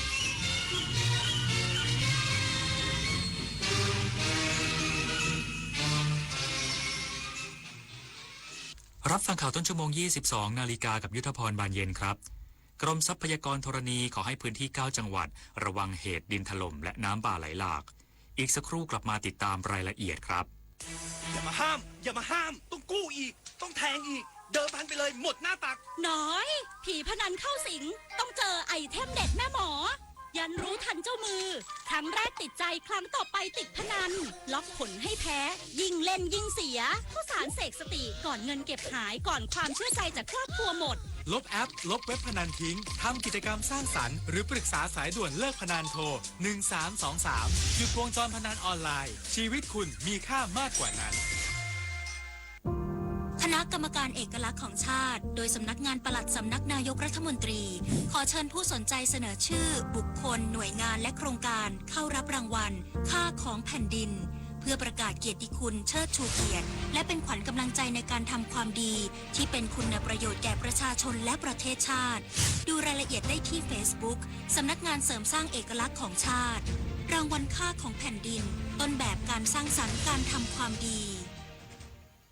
คนไทยรักสุขภาพฟังทางนี้ขอเชิญร่วมออกกำลังกายสร้างสังคมสุขภาพดีกับโครงการแสงนำใจไทยทั้งชาติเดินวิ่งปั่นป้องกันอัมพาตครั้งที่ 11 เฉลิมพระเกียรติด้วยแนวคิดใหม่ออกกำลังกายเป็นนิสัยห่างไกลสโตรก No Stop No Stroke สมัครได้แล้ววันนี้ที่ wrb11.thai.run ถึง 31 สิงหาคม 2568 มาร่วมกันทำ ำให้การออกกำลังกายเป็นส่วนหนึ่งในชีวิตประจำวันแล้วมาเดินวิ่งปั่นพร้อมกันทั่วประเทศ2 พฤศจิกายนนี้ถนนดนตรีไลฟ์เดือนสิงหาคมพบวงร็อกในตำนาน40 ปีวิโอลานโปรเจกต์แทนความห่วงใยปรารถนาอย่าหยุดยั้งพลังร็อกร่วมดำเนินรายการโดยมาโนดพุทธานวันศุกร์ที่8 สิงหาคม 2568 เวลา 18 นาฬิกาณห้องออดิทอเรียมอาคารศูนย์ปฏิบัติการถนนวิภาวดีรังสิตดินแดงกรุงเทพติดต่อเข้าชมฟรีได้ที่ Facebook ถนนดนตรีเรายังเป็นนักเดินทางกรมทรัพยากรธรณีขอให้พื้นที่ 9 จังหวัดระวังเหตุดินถล่มและน้ำป่าไหลหลากจากฝนตกหนักต่อเนื่องศูนย์ปฏิบัติการธรณีพิบัติภัยกองธรณีวิทยาสิ่งแวดล้อมกรมทรัพยากรธรณีกระทรวงทรัพยากรธรรมชาติและสิ่งแวดล้อมออกประกาศแจ้งเตือนให้เฝ้าระวังเหตุดินถล่มและน้ำป่าไหลหลากเนื่องจากในพื้นที่เสี่ยงภัยดินถล่มมีฝนตกหนักต่อเนื่องประกอบกับมีพื้นที่คาดการณ์ปริมาณน้ำฝนที่อาจก่อให้เกิดดินถล่มล่วงหน้าโดยเฉพาะในพื้นที่ 9 จังหวัดคือเชียงใหม่เชียงรายพะเยาน่านลำปางพิษณุโลกเพชรบูรณ์เลยและตราดเนื่องจากกรมอุตุนิยมวิทยาพยากรณ์อากาศ 24 ชั่วโมงข้างหน้าในพื้นที่ภาคเหนือภาคกลางและภาคตะวันออกจะมีฝนตกหนักบางแห่งโดยเฉพาะบริเวณจังหวัดแม่ฮ่องสอนเชียงใหม่และเชียงรายจึงขอให้ประชาชนในบริเวณดังกล่าวระวังอันตรายจากฝนตกหนักและฝนที่ตกสะสมอาจทำให้เกิดน้ำท่วมฉับพลันและน้ำป่าไหลหลากโดยเฉพาะพื้นที่ลาดเชิงเขาใกล้ทางน้ำไหลผ่านและพื้นที่ลุ่มขณะที่พายุดิเพรสชันบริเวณด้านตะวันออกของประเทศฟิลิปปินส์ได้ทวีกำลังแรงขึ้นเป็นพายุโซนร้อนวิภาแล้วคาดว่าจะเคลื่อนผ่านตอนบนของประเทศฟิลิปปินส์ลงสู่ทะเลจีนใต้ตอนบนตั้งแต่วันพรุ่งนี้ถึง 22 กรกฎาคมส่งผลให้มรสุมตะวันตกเฉียงใต้กำลังปานกลางที่พัดปกคลุมทะเลอันดามันประเทศไทยและอ่าวไทยมีกำลังแรงขึ้น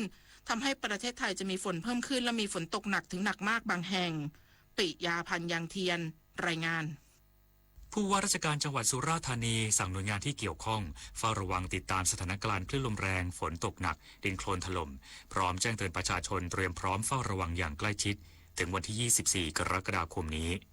นายธีรุสุภาวิบูลย์ผลผู้ว่าราชการจังหวัดสุราษฎร์ธานีเปิดเผยว่ากองอำนวยการป้องกันและบรรเทาสาธารณภัยจังหวัดสุราษฎร์ธานีติดตามสถานการณ์สภาพอากาศและพิจารณาปัจจัยเสี่ยงจากการประกาศแจ้งเตือนของกรมอุตุนิยมวิทยาเรื่องฝนตกหนักบริเวณของภาคใต้ฝั่งตะวันออกมีผลกระทบถึง 24 กรกฎาคม 2568 ซึ่งอาจจะทำให้เกิดน้ำท่วมฉับพลันและน้ำป่าไหลหลากโดยเฉพาะพื้นที่ลาดเชิงเขาใกล้ทางน้ำไหลผ่านและพื้นที่ลุ่มควรหลีกเลี่ยงการเดินทางบริเวณที่มีฝนฟ้าคะนองและเส้นทางที่มีปัญหาน้ำท่วมซ้ำซากโดยเฉพาะพื้นที่ลุ่มต่ำขอให้ชาวเรือบริเวณอ่าวไทยและทะเลอันดามันเดินเรือด้วยความระมัดระวังและหลีกเลี่ยงการเดินเรือในบริเวณที่มีฝนฟ้าคะนองในช่วงวันดังกล่าวไว้ด้วยทั้งนี้ขอให้หน่วยงานที่เกี่ยวข้องเตรียมความพร้อมติดตามสถานการณ์อย่างใกล้ชิดตลอด 24 ชั่วโมงพร้อมแจ้งเตือนประชาชนพื้นที่เสี่ยงภัยทราบล่วงหน้าสำหรับชาวประมงหรือผู้ที่สัญจรทางน้ำให้เดินทางด้วยความระมัดระวังและหลีกเลี่ยงการเดินเรือในบริเวณที่มีฝนฟ้าคะนองไว้ด้วยดารารัตน์สืบศรีสุขทีมข่าวสวท.สุราษฎร์ธานีรายงานสำนักงานสถิติจังหวัดชัยนาทจัดอบรมใช้ประโยชน์ข้อมูลภาครัฐเสริมศักยภาพเครือข่ายระดับพื้นที่สำนักงานสถิติจังหวัดชัยนาทจัดการอบรมโครงการพัฒนาข้อมูลและสารสนเทศระดับพื้นที่ 76 จังหวัดประจำปีงบประมาณพุทธศักราช 2568 ณ โรงแรมแฟนตาซีรีสอร์ทอำเภอเมืองชัยนาทโดยมีนายวิทยาชพานนท์รองผู้ว่าราชการจังหวัดชัยนาทเป็นประธานในพิธีเปิดเพื่อเพิ่มพูนความรู้และการใช้ทักษะประโยชน์จากระบบบัญชีข้อมูลจังหวัดและระบบบัญชีข้อมูลภาครัฐให้แก่บุคลากรจากหน่วยงานภาครัฐและภาคเอกชนที่ปฏิบัติงานด้านข้อมูลและแผนงานจำนวน 50 คนนายสุวัฒน์ประสบศรีสุรัตน์สถิติจังหวัดชัยนาทกล่าวว่าการอบรมนี้จะช่วยให้เครือข่ายสถิติระดับพื้นที่มีความสามารถในการวิเคราะห์และจัดทำสารสนเทศเพื่อตอบโจทย์ประเด็นสำคัญในพื้นที่ด้วยการใช้โปรแกรม Power BI ซึ่งเป็นเครื่องมือวิเคราะห์ข้อมูล Business Intelligence ของ Microsoft ที่ช่วยในการแสดงผลข้อมูลแบบ Interactive เพื่อสนับสนุนการตัดสินใจเนื้อหาการอบรมครอบคลุมการใช้งานระบบบัญชีข้อมูลระดับจังหวัดและการนำข้อมูลจากระบบบัญชีข้อมูลจังหวัดและระบบบัญชีข้อมูลจากภาครัฐไปประยุกต์ใช้ได้อย่างมีประสิทธิภาพณัฐพร หยดย้อยสวท ชัยนาทรายงานจบข่าว ยุทธพรบานเย็นอ่านรับฟังข่าวครั้งต่อไปเวลา 23 นาฬิกาวิทยุแห่งประเทศไทยให้ความรู้กู้ความสุข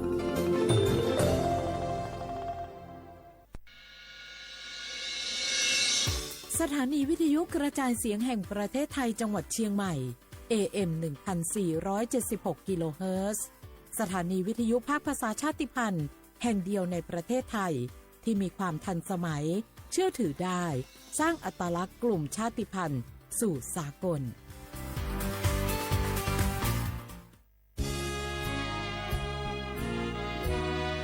พระบารมีปกเกล้าเพื่อปวงชนชาวไทย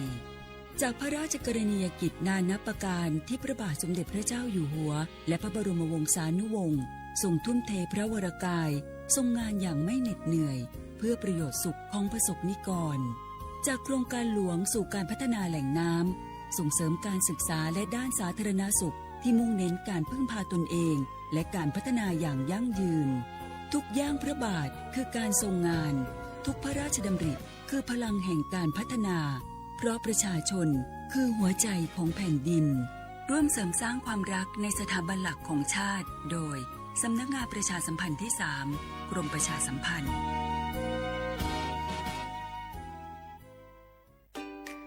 วันนี้คนไทยทุกคนที่อายุ 50-70 ปีตรวจคัดกรองมะเร็งลำไส้ใหญ่ได้ทุก 2 ปี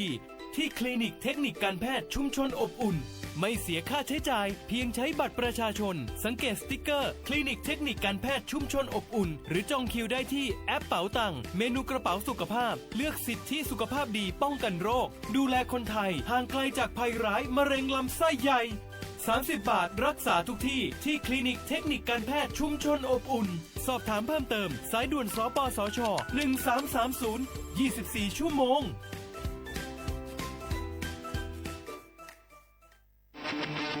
ในยุคที่เทคโนโลยีก้าวกระโดดโจรออนไลน์ก็ก้าวตามมาติดสื่อออนไลน์เปรียบเสมือนแหล่งข้อมูลชั้นดีของโจรออนไลน์เราควรใช้สื่อออนไลน์ด้วยความระมัดระวังและป้องกันตัวเองจากโจรออนไลน์ด้วยคาถา3อย่า 1. อย่าโหลดแอปจากแหล่งอื่นๆที่ไม่ใช่ App Store หรือ Play Store 2. อย่าแอดไลน์คนที่ไม่รู้จักหรืออ้างเป็นเจ้าหน้าที่หรือหน่วยงานต่างๆไม่ว่าจะเป็นจากรัฐหรือเอกชนและ 3. อย่าสแกนใบหน้าหรือให้ข้อมูลส่วนตัวในแอปที่ไม่รู้จักเด็ดขาดที่สำคัญควรท่องให้ขึ้นใจว่าธนาคารจะไม่แนบลิงก์ทุกประเภทผ่าน SMS และอีเมลรวมทั้งไม่ส่งลิงก์ขอข้อมูลสำคัญผ่านช่องทางโซเชียลมีเดียยกเว้นกรณีลูกค้าร้องขอด้วยตัวเองเท่านั้นด้วยความปรารถนาดีจากสำนักงานประชาสัมพันธ์ที่ 3 กรมประชาสัมพันธ์ฝนตกหนักน้ำท่วม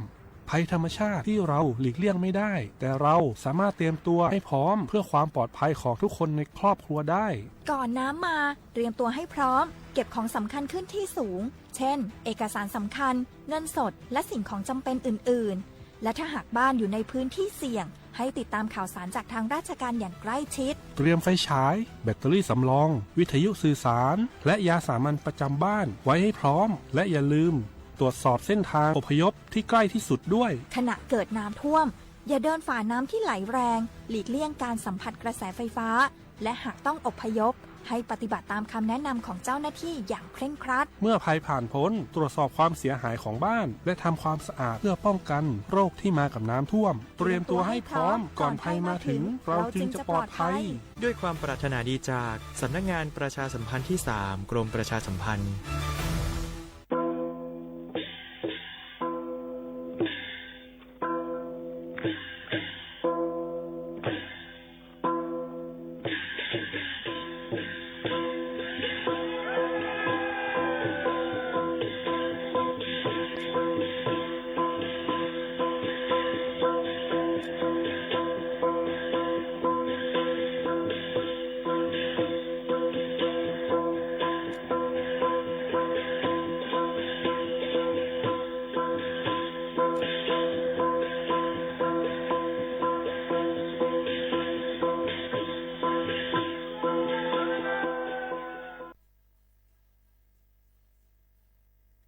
น้องเขาสนใจใครปืนเผาผ่านตั้งห้องเปิดเสียงสวทเก้งใหม่ปั่นตั้งหู้ห่มปาดังมีดังซื้อถ่อมแจ้งแล้งหลีกว่าไก่ในปืนตีเจดอนเก้งใหม่กับสืบมาเลยดี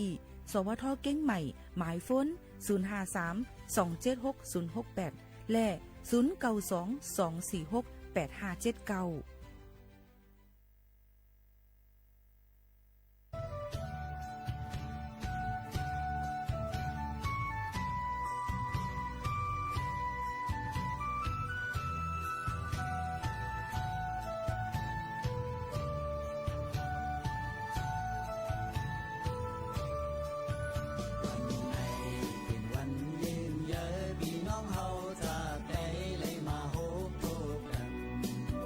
จาก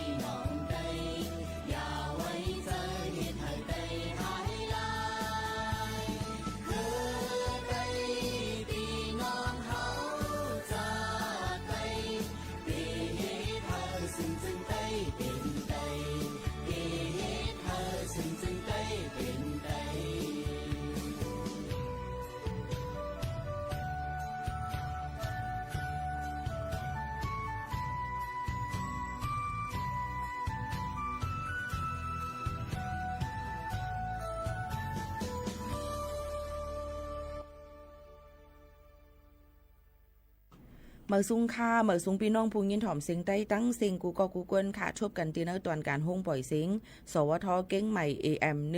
1476กิโลเฮิรตซ์ค่ะอยู่จอมขาวยิงหมูขาวโนนสุภาวันเชื้อสารวินเป็นอุ้ยก่ออุ้ยเซปอแม่พี่น้องเขาปืนปล่อยเสียงตั้งเรดิโอออมล้ม AM 1476กิโลเฮิรตซ์หับถ่อมไล่ตั้งเรดิโอออมล้มค่ะหับถ่อมไล่ตั้งไลฟ์เฮาค่ะด้วยไล่ตั้งไลฟ์เฮาค่ะด้วยไล่ตั้งออนไลน์ค่ะเข้ามาติดตามกันไล่เข้ามา follow ติดตามกันถ่อมจอมกันไล่ที่เฮิรนสอมค่ะเพจสวทเก้งใหม่ AM 1476กิโลเฮิรตซ์ค่ะยาวก็ด้วยไล่ผ่านดัง TikTok ในนะคะปืนปล่อยเสียงพร้อมกันกว่ากำเหลวข่าวยามจอมหนังตั้งเมืองจึงไทย 10 โมงถึง 11 โมงกลางมื้อกลางค่ำนะคะอยู่จอมขาวผู้ปืนเผาและผู้จัดรายการยิงหมูขาวโนนสุภาวันเชื้อสารวินเป็นอุ้ยก่ออุ้ยเซปอแม่ปีๆน้องๆเขาที่ในกูวันศุกร์ขาวค่ะได้ปืนปล่อยเสียงกว่าดีดัง AM 549นะคะสวทเพื่อการเรียนรู้และแจ้งเตือนภัยภาคเหนือนะคะตั้งลำปางนะคะเนาะพี่น้องเขาก็หับถอมจอมกันไล่ข้าวยาม5 โมงไป10 นาทีต่อถึง6 โมงกลางค่ำนะคะมีกูวันจันทร์ต่อถึงวันเสาร์ค่ะเนาะเยาก็พี่น้องเขาก็จะไล่ถอมกว่าอันออกกลางในเจ้าในก็ออกกันนั้นแทงก้ำหนึ่งหนังคือพอดีหับถอมจ้อมกันเลยจอดตูเจ้าหนังในค่ะเยาก็พี่น้องเขาก็กับสืบต้องตักกันเขามาต้องถามกันเกี่ยวกับไปลองหลายอันไรอยู่อันเขาค่ะตอบไรดีตอบปันค่ะอันตอบอำไรเต็มจังตอบปันในนั่นค่ะพี่น้องเขาเงาฝากตอนมือตั้งเฮิรนนั่นเนี่ยก็ยังตึกฝากอยู่นั่นค่ะเนาะเคยกับเพราะว่าให้กับจ้อมหาปันก็นั่นก็ในเต็มจังจ้อมหาก็กับตีปืนเผาหาปันเพราะว่าเปิ้นถอมเปิ้นยินเปิ้นก็ได้ขึ้นกับสืบหานั่นค่ะเนาะพี่น้องเขาค่ะเมื่อได้เป็นวันศุกร์ที่18เดือน7 2เฮงปลาย25ปีพุทธศักราช2เฮง5ปากปลาย68ปีใต้2เฮง1ปากปลาย19ปีก็จ่า1เฮง3ปากปลาย87คู่เนี่ยค่ะเป็นเลิน8รอง8คำในวันเมื่อในตั้งจอมหนังดังเมืองจึงไทยดีในเซ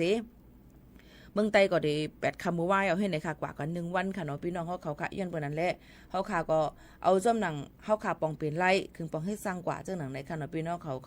มาฝากปันพ่อแม่พี่น้องเขากูก็กูก้นให้ไล่ยินถ่อมจอมกันจังหนังไหนยาวในนั่นค่ะข่าวเงาอ่อนตั้งในค่ะมื้อไหว้เสฝนตกลงมาหลายวันทัดกันเสเฮ็ดให้หมางปื้นตีหลายอองตีย่าน้ำน้ำทมน้ำนองน้ำห้วยน้ำหองไหลมาน้องจอมเฮือนกวนจำเจไหนมีลองดูซุ่มตั้งน้ำตั้งหลายเอามาได้เป็นเมืองไต้เอามาได้เป็นนางเมืองไทยหลายตีเมืองไต้เฮาคาหลายวันหลายตีในก็น้ำฝนตกน้ำแล้วก็น้ำท่วมน้ำนองเหมือนกันพี่น้องเขาก็เฮาฟังกันไว้จอมในนั่นค่ะบ่ได้มาด้วยดังเมืองไทยในก็เหมือนหนังตั้งเก้งลาวจำเจไหนค่ะเนาะก็ย่าลองเพผลตั้งกึ่งกลางมาโถมใส่เฮือนกวนจะได้มีลองดูซุ่มอยู่ในนั้นค่ะเอี้ยก็มือว่าหูคำก็ฝนก็ตกตั้งวันตั้งคำเสียเฮ็ดเธอไม่เจอตอนตาจะเจออันอยู่จอมสับแม่น้ำปิ้งนั่นนี่ก็อ่อนกันไปด้วยค่ะว่าน้ำจ่องไปลดยอมลง5น้ำไม่ปิ้งจ่องมันขึ้นสูงหื้อในนั้นขนาดเนาะพี่น้องเขาค่ะก็เปิ้นนั้นแหละเมื่อว่าข่าวยาม11 โมงกลางคืนนั่นแนะนำก็ขึ้นสูงเที่ยงยาวเนี่ยค่ะมันตั้งลึกมันก็มีอยู่ 2.81 เมตรนั่นขนาดขนาดนี้ค่ะเนาะเพราะว่ามันเตโทมในซึ่งมันเตมีอยู่ตั้งสูงน้ำนั่นตั้งในปิ้งในตั้งโขหมายหนึ่งผีจุดพีหนึ่งตีโขนวรัตน์ในก็เตมี 3.70 ค่ะ3 เมตรปลาย70 เซนติเมตรจะในซึ่งป่องว่าน้ำโทมน้ำเตน้องโทมตั้งเก้งใหม่คริสเตียนเขาว่าตั้งอันอยู่ตั้งผักตั้งไตนั่นขนาดเนาะพี่น้องเขาค่ะเจ้าหนังไหนตั้งน้องจอมบ้านป่าเผานอกเขาจำเจ้าในคานอกตีน้องนั่นขนาดไหนก้วยกะมันอ่ำถึงก็เบอร์ไหนแลพี่น้องเขาก็รู้ได้ที่ตามด้วยข่าวเงากันคือตั้งตาสีหนังคือมันพอดีอ่ำทบเพลองดูซุ่มตั้งนำตั้งหลายเหมือนอันป่นมานั่นเจ้าหนังไหนค่ะพี่น้องเขาอันนี้ก็ข้าจะเอามาฝากตอนทุกถึงพ่อแม่ปีน้องเขาค่ะน้องเยาก็เขาขามาด้วยได้แทงในวันเมื่อในนั่นในถึงพี่น้องเขาค่ะฝนล่มๆเนี่ยค่ะที่ลูกมาตั้งเมืองฟิลิปปินส์เข้ามาเนี่ยค่ะบนห้องว่าลมเลี่ยงหลงวิภาเนี่ยนั่นค่ะที่เข้ามาเนี่ยค่ะพี่น้องเขาก็ที่ผ่านทั้งฟิลิปปินส์ที่มามือผูกมาเนี่ยที่เข้ามาสู่ทั้งเมืองเขเซอัมกายังที่เข้ามาทั้งเมืองเวียดนามค่ะเนาะเยาก็ที่เข้ามาหลายๆที่ป้าถึงทั้งภาคอีสานภาคเหนือปอดของจึงไทยในนะคะต่อพอถึงวันที่24ค่ะเนาะต่อพอถึงวันที่24เดือน7ในนั่นค่ะฝนที่ตกน้ำยอก็เตตกห้าวเฮียงหมังปืนตีเตมีน้ำโทมน้ำน้องลินหยดลินกลลินปังพี่น้องเขาก็ถูกลีเลยไว้ฟังก็เพราะว่าล่มเรื่องลงวิภาอันว่านั่นเตเขาพัดผ่านมาเตจังเฮ็ดเธอมีลองผลล้มน้ำในนั่นค่ะพี่น้องเขาอันนี้ก็มาฝากปันค่ะเลอเซนั่นในค่ะพี่น้องเขาเปิ้นก็ยังฝากไว้ปันว่าวันที่20ต่อถึงวันที่26นั่นตั้งก้นอันอยู่ดัง เวงมึงเก้งเหลาแม่แตงแม่ริมแม่แจมแม่อ้ายเมืองเป้าจอมต้องอมก่อยจะในฟังไว้น้ำน้ำทมห่าวแห้งต่อถึงวันที่26เนี่ยค่ะก็เบิ่นั้นหลายๆตีก็รู้เลยไปถ่อมด้วยข่าวเงากันนั่นค่ะหนังหือพอดีห่างเฮียนกันให้คึดดันหนังหือพอดีลอดเพนั่นเนี่ยค่ะก็คัดเจอเอามาฝากปันพ่อแม่ปีๆน้องๆเขากูก็กูก้นเกี่ยวกับไปลองเพสภาวะในนั่นค่ะมาฝากปันหรือเสนั่นก็เพราะว่ามีน้ำท่วมน้ำนองนั่นในซึ่งก็ดีจังเฮ็ดให้มีไฟฟ้าไฟหมอด5ไฟฟ้าช็อตอันนี้ก่อนเลยห่างเฮียนกันไว้มีไฟสายว่ามีไฟอันสำรองมีไฟอันต่างแดนแทงนั่นขนาดน้อยยก็หรือเลยห่างเฮียนกันไว้นำตั้งกินจำเจในจอมในค่ะเนาะหนังคือมันพอดีมีลองมีลองลู่ซุ่มนำยก็มีลองลู่ซุ่มอีสังนั่นเฮาค่ะรู้เลยห่างเฮียนกันไว้ในนั่นค่ะอันนี้ก็ออกมาฝากตวนจนถึงพอแม่ปีๆน้องๆเขาเกี่ยวกับเลยลองผลฝนล้มๆและข่าวเงาทางหนังคือเขาขาพอดีคือตันกันนั่นในนั่นค่ะเอาพี่น้องเขาค่ะเพราะว่าฝนตกลงมานั่นเขาขาถูกดีเลยเฮ็ดจึงหือในนั่นค่ะเขาขามาถ่อมจ้อมกันก่อนค่ะเนาะพี่น้องเขาค่ะหนังหือเขาขาพอดีให้กลางโดเจ้าเก่าไล่ยก็ก้นนิ่มหอมเขาขามือพ้องฝนตกนั่นในค่ะอย่าไปออกก่อนนอกเฮิรนเพราะมันมีลองลำลองหนาแผ้วในนั่นอยู่ที่รถเพในนั่นค่ะดอกฝนป้อเหิดป้อลดยอมลงมาเนี่ยค่ะหรือเลยใกล้ๆตัวถ่อมข่าวถ่อมเงาเกี่ยวกับไปลองฟิงฟ้าราศีกันในนั่นค่ะพี่น้องเขาดีเลยฮู้ว่าเป็นจึงหือพองยกก็ฟังไว้ร้องน้ำน้ำชมน้ำน้องในนั่นค่ะพี่น้องเขาเอามาได้เป็นดีโคอ่ะที่ไรว่าอันจังมีน้ำมันเขาก็หลุเลยฟังกันไว้นะคะเนาะห่างเฮียนไว้โคของเครื่องใจอันมันลำลองเหมือนหนังว่าไพ่สายไพ่ทาท่าเนี่ยค่ะแบตเตอรี่5เนี่ยค่ะน้ำกินไว้ใจเมื่อฟ้องไฟหมดนั่นเนี่ยค่ะติดลองดูเลยที่ตามต้อมข่าวเงาเนี่ยค่ะองตีข่าวเงาองตีมันถูกแมนจ้อมหนังอันถูกแมนจ้อมอ่ำใจว่าข่าวเงาอันเป็นเฮียนมาอันพามเหรียญจะเนี่ยก็อ่ำไปถูกลีเลยเป็นนั่นค่ะเนาะพี่น้องเขาค่ะยกก็ใจโลดใจกาด้วยลองตั้งให้มันหลอดเพหนังคือมันปกติอ่ำเป็นเพนั่นเขาค่ะก็หลุเลยฟังกันไว้ในนั่นค่ะนี่ก็เอามาฝากตอนจุถึงพี่น้องเขาลอกไล่รู้รวมตัวถึงตัวสกอมือพ้องฝนตกในนั่นค่ะเขาค่ะลือใจถ่อมด้วยเพียงกว้างหมันหูถูกเจออันพี่น้องเขาย้อนกันเข้ามาก็หักวันเก่ากันกว่าใจคุณสาวอ่องห้องไว้สืบถ่อมด้วยค่ะ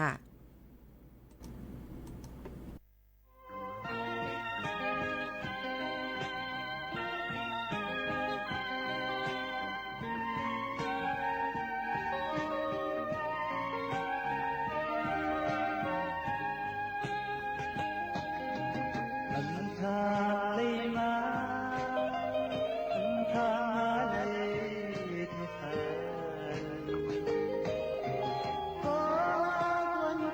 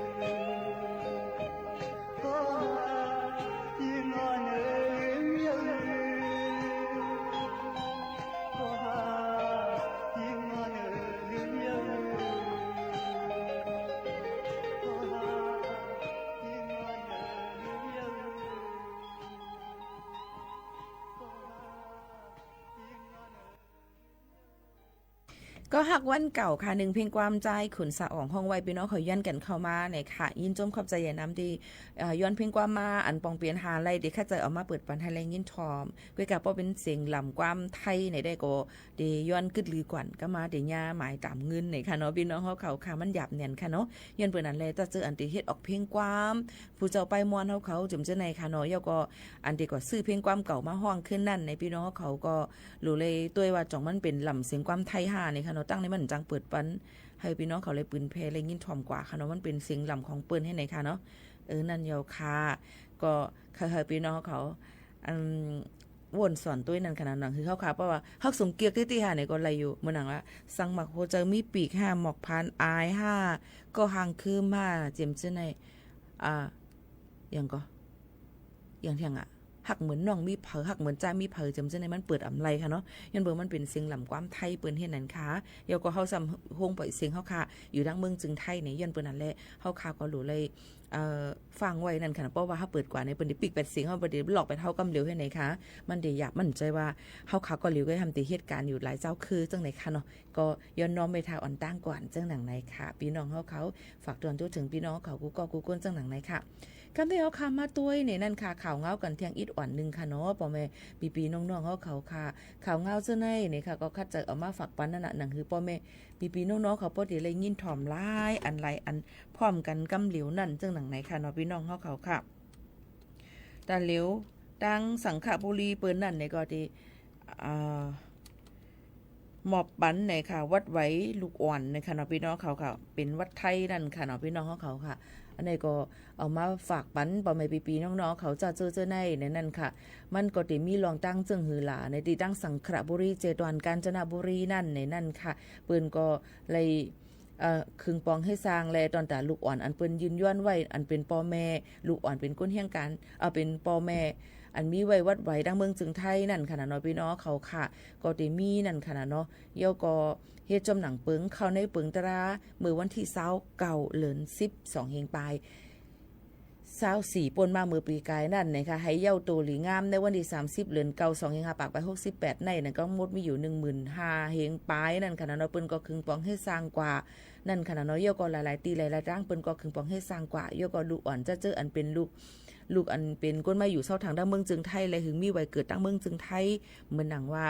พ่อแม่เป็นไว้6ไว้5ไว้8 5ไว้จังไหนคะเนาะเพราะว่าลูกอ่อนเจ้านั่นเนี่ยก็เป็นก็ที่ให้เฮ็ดปันวัดไว้ลูกอ่อนเขาเจ้าหนังไหนค่ะเพราะพี่น้องเขาถามมาว่าลูกค้าในมีสังไว้เกิดมีในได้ก็อำไปไล่นั่นค่ะเนาะพี่น้องเขาเปิ้นโดเลยอยู่จ้อมว่าปักเปิงอันเฮาขาดถูกดีไล่นั่นเฮาไล่อีสังพองซึ่งหนังนั้นค่ะเนาะพี่น้องเขาอันนี้ก็หล่ำรองเต้ๆในนั่นค่ะพี่น้องเขาก็เปิ้นนั้นอันนี้พี่น้องเขา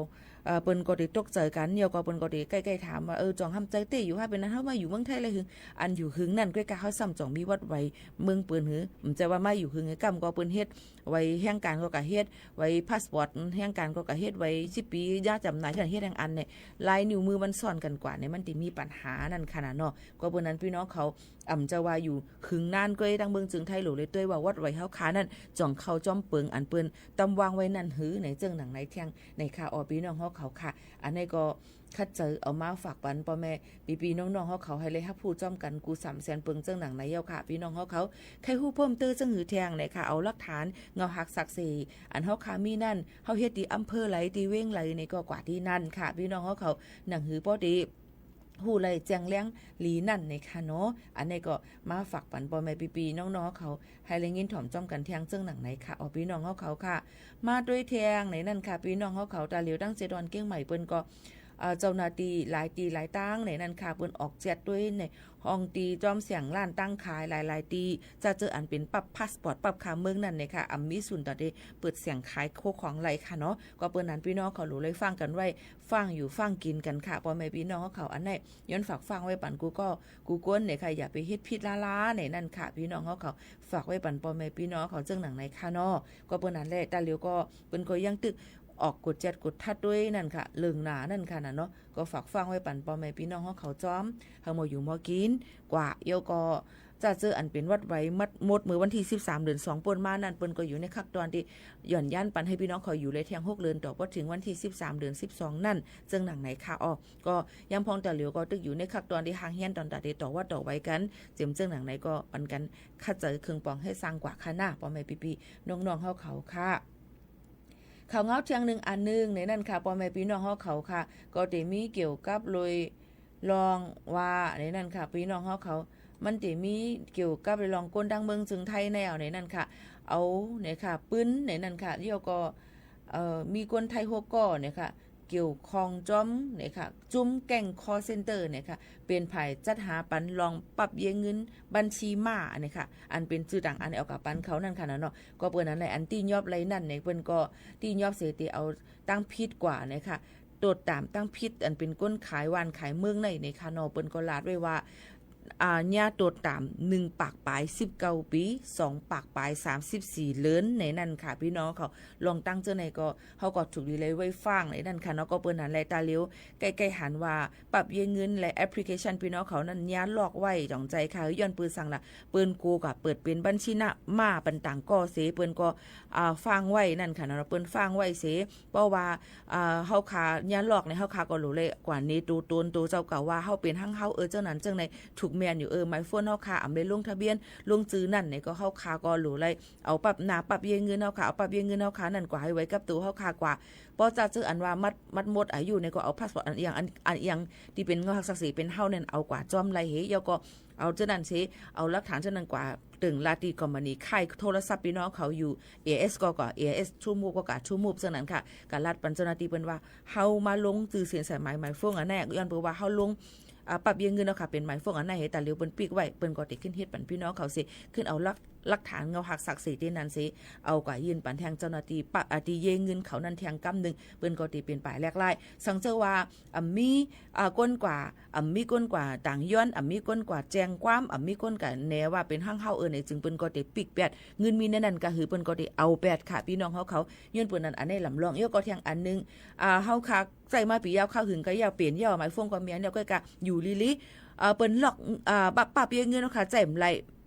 เปิ้นส่งข้อความมาให้ติดต่อเปิ้นจำจังได๋เฮาก็ได้เลยกว่าย้อนเปิ้นสั่งได้ยาหลอกเปิ้นก็ได้ลาดปันเฮาว่าเงินอันต้นทางอันเปิ้นลอยมาปันเฮานั่นมันผิดปักเปิงหมายมีก้นลอยมันเป็นก้นมิจฉาชีพเป็นก้นแก๊งคอลเซ็นเตอร์เป็นก้นอันเหตุการณ์ผิดเนี่ยเจิมเจ้าหนังนั้น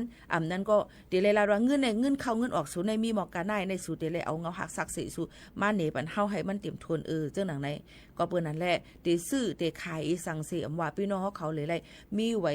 ซื้อไว้ขายไว้เศษบ้านนั่นค่ะเนาะให้เก็บไว้ใส่ไว้ในตึกสิอันค่ะเนาะเก็บไว้เพราะว่าเจ้าหน้าที่เปิ้นย้อนถามมาว่าสู่เหตุการณ์ในสังสู่จ่ายกาอีหยังกว่าสู่ไปมีเงินเจิมจังได๋เฮาก็ได้เลยกว่าในบรรเจ้าหน้าที่เปิ้นเลยง่ายซึ่งหนังไหนค่ะเพราะมีในซึ่งเจ้าฮ้อมเชกาขวัญเมืองเปิ้น5จังนั้นจังได๋มันติมีมาเที่ยงในมันติขึ้นย้อนใจเฮาขาดเสียภาษีย้อนหลังเที่ยงจังไหนค่ะมันมีวันหมดอายุค่ะลองอมุคดีลองเงินสัมภาระในค่ะเนาะเงินกากขวัญในก็เปิ้นอะไรลองอะไรอันในเฮาถูกดูเลยฮู้นะคะมังก็ฮู้ว่าพอมีเงินก็หลูเลยต่างในเปิ้นว่าเฮามีเงินในน่ะเฮาเฮ็ดกันมาเลยค่ะนายเฮากล้าขายมาเลยค่ะนายกล้าขายอีสังขะดังเมืองจึงไทยในค่ะเนาะเปิ้นก็ได้ตุ้ยนั่นค่ะเนาะมันก็เฮ็ดถูกแม่นอยู่ต้องไปเสียภาษีปันเปิ้นยาวหือกากขวัญมันต้องได้จ่ายปันเปิ้นเจิมเจ้าหนังเงินเข้าเงินออกเขาเป็นจึงหือเฮาได้ไล่เนปันมีหลักฐานยืนยันปันเจ้าหน้าที่เปิ้นให้ไล่นั่นค่ะเนาะอำจะว่าพอเปิ้นหันมาในอีหยังอินก็ต่างไว้ทีชื่อทีอันใต้ลีลงก็ต่างให้ในค่ะเนาะมันผิดปักเปิงหมายมีค่ะพี่น้องเขาจ่องฮู้ค่ะพอเปิ้นหันAI เปิ้นจ้อมซอกจ้อมหาเฮาในมันหันม่วนในเปิ้นได้ลิดมาลายสื่อปั๊บมันสิออกมากำเหลียวค่ะนะก็เปิ้นนั้นพี่น้องเขารู้เลยฟังไว้ในนั้นค่ะพี่น้องเขาย่อก็มันก็หันไผก็ถ่ายแค่พังจ้อมดิมันก็อำฮู้เลยว่ามันเฮ็ดผิดเพราะเปิ้นเอาแค่พังเปิ้นกัดแตกกัดนึงตัวในเปิ้นกัดเช็คด้วยใน AI มันตัวอะไรในก็ในมันต่างมือเลยมันอยู่จอมเผอคนหายก็ในหันหมดค่ะพี่น้องเขาย้อนเปิ้นนั้นพี่น้องเขาฟังกันอีกนึงในนั้นค่ะฟังอยู่ฟังกินกันอีกนึงฟังเยื่นอีกนึงเกี่ยวกับไปลองกันต่างเงินต่างคำต่างเฮิรนต่างเยอยู่ในเมืองเปิ้นในค่ะเนาะย้อนเปิ้นสั่งย้อนเปิ้นว่าเฮามีค่ะเฮามีบ่เฮาค่ะมีวัดไว้เตรียมทุนเมืองเปิ้นนั่นไรมันก็ว่าเฮามีรู้เฮามีวัดไปเตรียมทุนสุขอใครเฮ็ดจังหือก็เฮ็ดด้วยกะว่าฟังอยู่ฟังกินในลีลือเสเปิ้นนั่นค่ะเนาะพี่น้องเขาค่ะอันนี้ก็ย้อนฝากไว้ปันค่ะ ก็เปิ้นนั้นลองตั้งเจ้าในมันก็เปิ้นก้นมีเปิ้นเปิ้นสำแมนเปิ้นเนค่ะพี่น้องเขาจะเสือนกึ่งกลางมีมาในค่ะใกล้ๆมาในนั่นเยาก็บ่เปลี่ยนมายามามันก็ยุ่มใจเปิ้นกับปันเปิ้นเอาจื้อเปิ้นซื้อเฮือนซื้อเย่เพราะเปิ้นห้องว่าโนมินีค่ะเนาะพี่น้องค่ะปันเปิ้นซื้อยาวในก็ไม่เจ้าของอันเปิ้นซื้อนั่นใครเฮ็ดให้ตัวก็ไม่ใครปันขึ้นเอาในเขาก็แล้วค่ะก็ไม่นั่นน่ะก็ไม่เฮือนก่อมไล่ซุ่มกับบันลายๆเจ้งหนังไหนค่ะเนาะก็เปิ้นนั่นแหละพี่น้องเขาอย่าไว้เจอตั้งเลยค่ะอย่ายุ่มเจอก้นในค่ะว่ารู้เลยฟังกันไว้ในค่ะเนาะลองตั้งเจอในค่ะเนาะฝากฟังไว้ปันกูก็กูก้นทั้งหมดทั้งเสียมันก็ว่าเฮามาอยู่เมืองไทยเฮาเอาเปิ้นจื้อเปิ้นเชื่อเนี่ยก็ไปถูกแม่นค่ะอันนี้ก็ผิดปักเปิงหมายมีย้อนเพื่อว่ามันจะจื้อเฮานั่นค่ะเนาะเพราะการลาดยาแม่นติงแต่ก็เป็นทั้งป้อมลาดยาบ่ลาดยาแม่นติงแกก็แม่นลองปักเปิงหมายมีนั่นไหนแต่ก็สำอยากไปหนังเก่าค่ะเปิ้นก็บ่ห่ำหัวเปิ้นฮักเปิ้นจังเฮาค่ะเนาะมื้อวางลาดเฮารู้มื้อวางซื้อเฮือนนึงเอาจิก็นั่นซื้อนี่คือว่าเปิ้นกะต่างให้ก็ยาค่ะก็บ่นั้นอยู่เตียดอยู่เย็นในลีเลยเสเปิ้นเหี่ยวค่ะพี่น้องเขาก็ฝากฟังไว้ปันกันจ้อมนะคะเนาะเพอเลยลีเลยเป็นก็โจมจ้อมนะคะก้อยกาอยู่ฟังกินกันนั่นค่ะลำลองหรือเสเปิ้นเหี่ยวค่ะพี่น้องเขาปลาดมาจังไหนถูกใจมีก็เต็มดีใจพึ่งค่ะเนาะย้อนน้อมอย่านำคณะก้อยกาป้อมมาลาทำว่าอย่างพี่โมเขาโน้นทำมาลาดล่ะเนี่ยคำเตมันยาแทงอันใดก็ไปลีค่ะนะพี่น้องเขาค่ะลาดไว้ดีเปิ้นค่ะเนาะลาดไว้ฟังไว้แค่ดีเสไว้ฟังค่ะเนาะพี่น้องเขาค่ะสืบถอมด้วยแทงเพียงความบานหูถูกใจกันกวนค่ะเพียงความโหในก็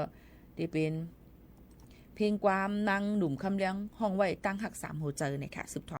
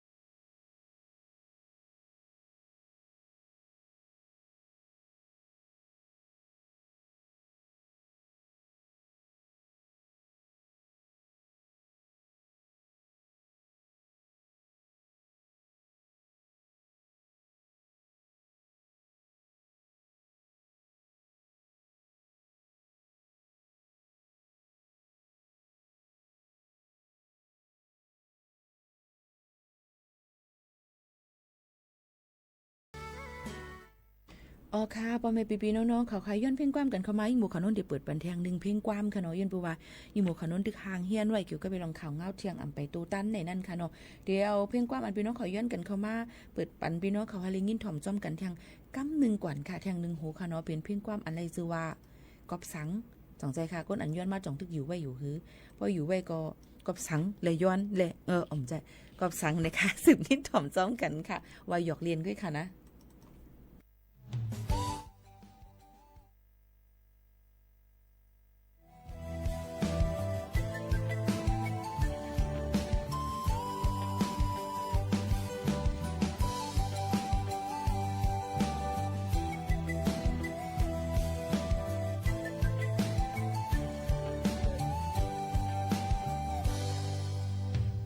นางมองอยู่เลย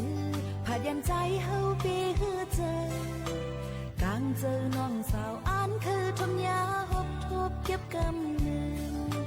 มองข้าวเฮืออยู่เนอเจอน้องหยาบคันจมสู้กับสั่งใจเฮาเปียดยานไปน้องกว่าใจเมื่อมีอยู่เลยอำมนต์เสื้อเยาที่เนอเจอห้องยามเลยผาดข้าวต่างขึ้นมา1วัน1เคยหันมองข้าวเหืออยู่ในเจอน้องอยากคันจมใจกบสั่งใจปีลืมยานไปน้องงานอยู่อยากคันเจอนังเจอน้องตีคุกใจเลยใจกบสั่งใจอำเพียวต้องลอยหูถึงอีลูน้องเสียสองหาปันอีกหนึ่งอยู่หิมเลยใจเอ้ยงินความน้องเสขึ้นปอกมือเสกำสาวนางน้องเพื่อไว้มองอยู่ถึงกวนใจเอ้ยเมื่อมีอยู่เลยเอามนเสื้อเยาที่ไหนเธอพร้อมยามเลยผาดข้าวตั้งขึ้นมา1วัน1เคยหันมองข้าวเหืออยู่ไหนเจอน้องหยาบคันจมใจกับสั่งใจปีลืมยานไปน้องนางอยู่หยาบคันเจอนังเจอน้องตีคุกใจไล่ใจกบสั่งใจอำเพียวต้องเล่าอยู่ถึงอีลูน้องเสียสองหาปันอีกหนึ่งอยู่หิมเลยใจเอ้ยงินความน้องเสียขึ้นปอกมือเสียกำสาวนางน้องเพื่อไว้มองอยู่ถึงกูยาม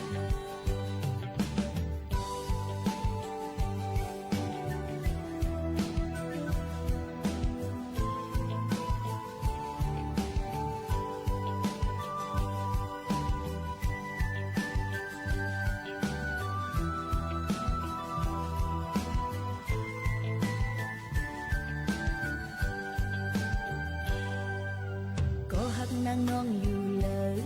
พายันใจเฮาปีฮือเจอกลางเจอน้องสาวอ่านคือทมยาหบทบเก็บกำเนิดมองข้าวเหืออยู่เนอเจอน้องหยาบคันจมสู้กับสั่งใจปีลืมยานไปน้องนางอยู่หยาบคันเจอนังเจอน้องตีคุกใจเลยใจกบสั่งใจอำเพียวต้องเล่าอยู่ถึงอีลูน้องเสียสองหาปันอีกหนึ่งอยู่หิมเลยใจเอ้ยงินความน้องเสียขึ้นปอกมือเสียกำสาวนางน้องเพื่อไว้มองอยู่ถึงกูยามลาลาลาลาลาลาลาลาลาลาลาลาลาลาลา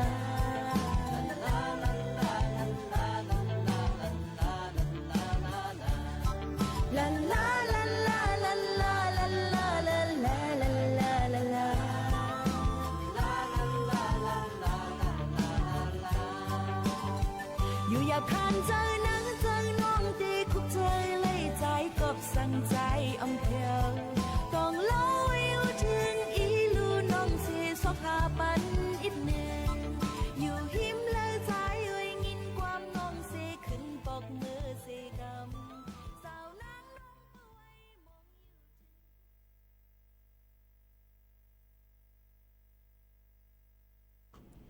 อ๋อค่ะปอแม่บีบีน้องๆค่ะอยู่จ้อมกันที่ห้องปล่อยเสียง AM 147 กิโลเฮิรตซ์ค่ะนะพี่น้องเขาค่ะหับถอมไรค่ะเอียวก็หับถอมไรตั้งสวทตั้ง ศูนย์แจ้งเตือนภัยนะคะลำปางค่ะเนาะที่ AM 549จ้อมนะคะปืนปล่อยเสียงข้าวยาม5 โมงไป10 นาทีต่อถึง6 โมงนะคะไลฟ์นะคะเนาะพี่น้องเขาติดตามกันไลฟ์นั่นค่ะเนาะ AM 549ในนั่นค่ะแล้วก็ห้องปล่อยเสียงก็ได้ในกว่าไลฟ์ตีไลฟ์ตั้งค่ะอ๋อก็มันนั้นเลยอย่าไปตกเสยค่ะว่าจ่องเหตุการณ์อยู่ที่ห้องปล่อยเสียงที่เหตุการณ์เวิร์นเก่าอันเก่าใกล้ๆว่าเขาขับเพิ่มเติมปันนังคือลองเปิ้นว่า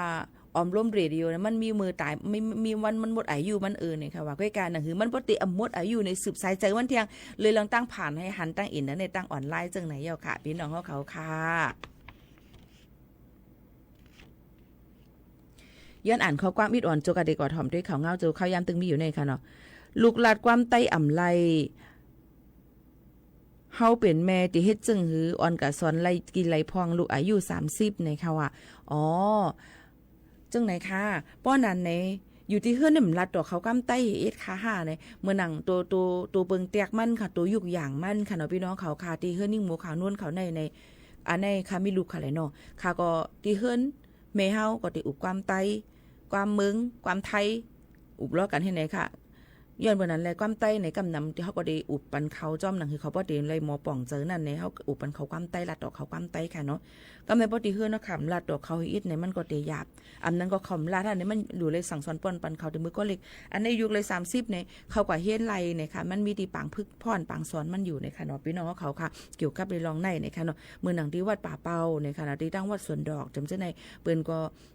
เลยเฮียนปันเนี่ยค่ะตีผ่ายการไปเป็นยาเขาทางซีตีหลายๆตีค่ะเนาะมันมีไว้ค่ะพี่น้องเขาค่ะไปอยู่ตั้งเก้งใหม่ค่ะนะพอไปอยู่ต่างที่ต่างๆก็ได้ถามได้ทางกรรมเฮียนตั้งเลยอันนั้นก็ให้เขาก็เรียบเฮียนตั้งออนไลน์ก็ไรแต่เหลียวเปิ้นก็ตื้นมีในค่ะเนาะการเฮียนหลีกไล่ไตหลีกไทยหลีกเขตหลีกมันมีหมดในค่ะเนาะพี่น้องเขาเซิร์ชเขาก็ถามกับตัวถ่อมตัวตั้งออนไลน์นั่นค่ะเนาะพี่น้องเขาก็ไล่เหมือนกันมันง่ายๆเหมือนกันค่ะหลีกไตในเฮียนป่นเลือนไรอะค่ะพี่น้องเขาถึง1เลือนไรหมดหมออ่านหมดเต็มหมดไหนนั่นค่ะพี่น้องเขาเกี่ยวกับไปลองความไตหลีกไตนั่นค่ะเนาะความนึงแค่หลัดง่ายนะคะเนาะมันก็เคยเหมือนกันทั้งความไทยแกหนังเก่ากินเปิ้นว่าทานข้าวกินข้าวความไตก็ว่ากินข้าวนี่ไงเนาะกำนาเพราะว่าหมักจวกได้ก็เจ๋งก่อนมักจวกในเด้มเจ๋งเอานะก็ส้มนะคะยก็หมักจวกให้นี่ก็พากันมาอันตัวได้เปลี่ยนกันอิดอ่อนนึงเว้งก็ช่วยเสียงเอานั่นขนาดไหนพี่น้องเขาค่ะก็มันนั่นแหละเพราะว่ามันก็บ่เปิงหันกันกาหือสังเจอว่าเขาค่ะมีเจอโรงเรียนเพียนนี่ค่ะเนาะย้อนสู้หาคัดเจอหมอไว้ๆค่ะนะพี่น้องเขาค่ะก็มีเฮาค่ะมาตัวค่ะเกี่ยวกับไปลองยาเมากำค่ะเนาะยาเมากำในเฮ็ดสังเลยมันถึงกว่าเพราะเฮาค่ะก็ติดจัดมันเยอะเฮาก็ติดมันไหลนี่ค่ะนะทำไมถึงติดเฮ็ดอย่างแล้วค่ะมีเจอจ้อยมันน่ะลองยาเมากำในนี่ค่ะเฮ็ดเฮาสารลองตั้งเปี่ยวมนตนเจออันเฮาวนว่ามันเปี่ยวในออกในปลายวนเฮาค่ะนั่นนี่มันนำม่านนำหรือสิเก่านำมาหรือเสเก่าเฮ้ให้ก้นอันสู่อันซ้ำนั่นมีตังซื้อเพอพองเทิงพองลืมกว่าตั้งตุกจูแก็บจูกำแหละกว่าเจอมันก็เปิ้นน่ะเลยสั่งเสื้อว่าเฮาค่ะกินมันยาวตึดไปยาวลองยาเมากำในติเฮ็ดเธอใจสุกสักใจปิดใจปอดใจปิดใจปอดให้หังก็คุกคักนอนลับนี่ค่ะเปิ้นห้องว่าลีโกเนี่ยในค่ะเนาะเฮ็ดให้ก็เลยบ่เป็นจังนั้นมาก็ไม่จ้อมซอกหาค่ะซอกหาว่าก็รู้เลยกินอันไหนยามายาอียาอันนั้นยาเคยาอันไหนจังนั้นในค่ะเนาะเพราะว่ากินมาติก็ไม่ทิ้งซิมฟิงยามตัวเจ้าเก่าไรก็เฮ็ดให้เป็นลองออกติดยาตั้งเป็นติดยากะแปดติดจับใจจ้อยมันแปดให้ไหนค่ะเนาะก็เปิ้นนั้นแลเฮาขาดถูกดีเลยฟังกันไว้สังเสว่ากับสงมืดมันจุแก็บกำเนี่ยก็ตืดออกมาอย่าไปกว่าสงมืดมันเนี่ยนั่นค่ะในค่ะเนาะพี่น้องเขาค่ะฮัลโหลเลยวุดไว้มังปอกมาเนี่ยมันดีเป็นอีหยามันดีเฮ็ดเธอต้องตื่นเพราะต้องตื่นยาวใจถึงมันเพราะใจถึงมันเอาใครไล่เพราะใครไล่มันเอาก็ติดจับมันจังหนังไหนค่ะนะพี่น้องเขาค่ะรู้เลยให้กังตัวเจ้าเก่านะคะอันดำร่องหรือสีเปื้อนนั่นรู้เลยให้กังเตะเอาเงามันนั่นนะคะอย่าไปกับสงมืดมันป้อมกับสงมืดมันเท่าตื่นใจจ้อยมันค่ะพี่น้องเขาก็เปื้อนนั้นหลงตังเจอไหนเอามาฝากไว้ปันพ่อแม่ปีน้องเขาเจ้าหือหล่าเนี่ยมันก็กำนำมังปอกมาให้เธออันอยู่หิมห้อมเขาค่ะมังปอกมาก็สุกสักเจอเนี่ยบ่นไม้อีหยังก็มีสุกสักเจอกว่าหาลินยาก็ไม่ก็ขึ้นเดี๋ยวมีแทงอองตีตั้งนอกวันเฮาเมืองเฮามีเขตทีวีน้ำตึงตั้งเปิ้นกว่า10 แสน20 แสนระยะกาดังนั้นอย่าย้อมมาจังนั้นจังไหนจังไหนเฮ็ดให้อ่อนกันกว่าให้ก็ใจจ้อยมันเป็นทางกินอินกีฬาเปิ้นเฮ็ดมันก้นกินเปิ้นเฮ็ดมันตัวสัตว์กินลงเปิ้นเฮ็ดมันมากินง่ายๆกินไหนมันกินใจไหน ใส่ปันชบเขาพอกินมันก็มีแห้งกำขำไหลมันก็มีแห้งกำขำไหลจิมเจ้าในก็เป็นปัญหาใหญ่ลงเทียงอันหนึ่งก็เปิดนั้นแล้วเฮาขาดเลยพึกกะหรือเลยเฮกังมันไหล1นะคะหมอลาดเปิ้นอ่ำกว่าจ้อมก็ไอ้เซพองกว่าไรอยู่บ่เปิ้นห้องเฮาขากว่านั้นกว่าพองมันเป็นหังก็อยู่มันจะบ่เปิ้นห้องมากก็หลเลยห่างเฮียนเลย24ชั่วโมงกำเหลวนั่นอย่าไปเฮ็ดนะคะเนาะเรียนก็กวนอันลีค่ะพี่น้องเขาอย่าไปก็เรียนฮู้จักกวนอันเรียนยาเมากำลดยอมลองเล่นยาวนำเราสุราค่ะย่อก็อ่ำกว่าที่อองตีเปิ้นอองตีอันที่จ้างจุงจันใจให้เฮาค่ะก็ติดจับยาเจ้านั่นนี่นะคะบาขับ KTV จำเจ้าไหนค่ะเนาะก็เปิ้นนั้นแหละทิ้งซิมตัวเจ้าเก่าไฮไลท์นั่นค่ะนะเนาะรู้ลำด้วยถึงป้ายอยู่ดีตัวเจ้าเก่ากว่าเรียนแห้งรู้ลำด้วยถึงโคเลี้ยงตาดีใส่คนโหโตคิงไฮไลท์กดจัดป้ายอยู่ดีเฮาค่ะกูปีมันก็ตีลวดไหลเกี่ยวกับไปลองยาเมากำเจอในหนังหือป้อได้อ่ำตีจอยมันเนี่ยค่ะอันนี้ก็เอามาฝากวันเลยลองตั้งอันในเสแลพี่น้องเขาตีเลยหันคาโนว่าข่าวเงาในอันนี้เปลี่ยนอันตีเลยข่าวก่อนอันเลยข่าวเลยเพิ่นปิดข่าวนั้นตั้งนำตั้งหลายค่ะเนาะพี่น้องเขามียังไตอายุ25ปีลูกตายย้อน KTV ที่เว้งกาลีค่ะเมื่อวันที่16เดือน7 2เฮงปลาย25นั่นข่าวยำ2 ม่วงปลายยิงสาวไต้ก็1จื้อห้องนางเสียงคำอายุ25ปีลูกปลาอิงปอกหาหนองเงินเว้งกาลีจึงไต้ปอดจันไล่ลูกเสียงตายย้อนกว่าเลยหั่นเกี่ยวหมด KTV เสียเจอตื้อยาเมากำในนั่นค่ะโอ้ยก็นางเสียงคำก็1ลาดในที่สื่อข่าวเขาว่าเขาอันกันกว่าเลย KTV ในเว้งกาลีมื้อค่ำวันที่15เซกว่ากินเคและน้ำเปียวมูลแฮปปี้วอเตอร์นำหนาเซแลซ้ำอ่ำเต้นอ่ำกาให้เหือแตกเลยนอกเสเอากว่าที่เฮิรนขึ้นส่งห้องยาจังไล่ลู่ตายกว่าที่ห้องยาเว้งกาลีในวันที่16เดือน7 2เฮงปลาย25ในค่ะอพี่น้องเขาค่ะก็เปิ้นนั่นแหละในเฮิรนดังเสียงคำในมีแม่ก็เหลียวก้อยก็เป็นปอได้ก็อ่ำเมี่ยวอันไล่ลู่ตายกว่าในก็ย้อนเจอติดยา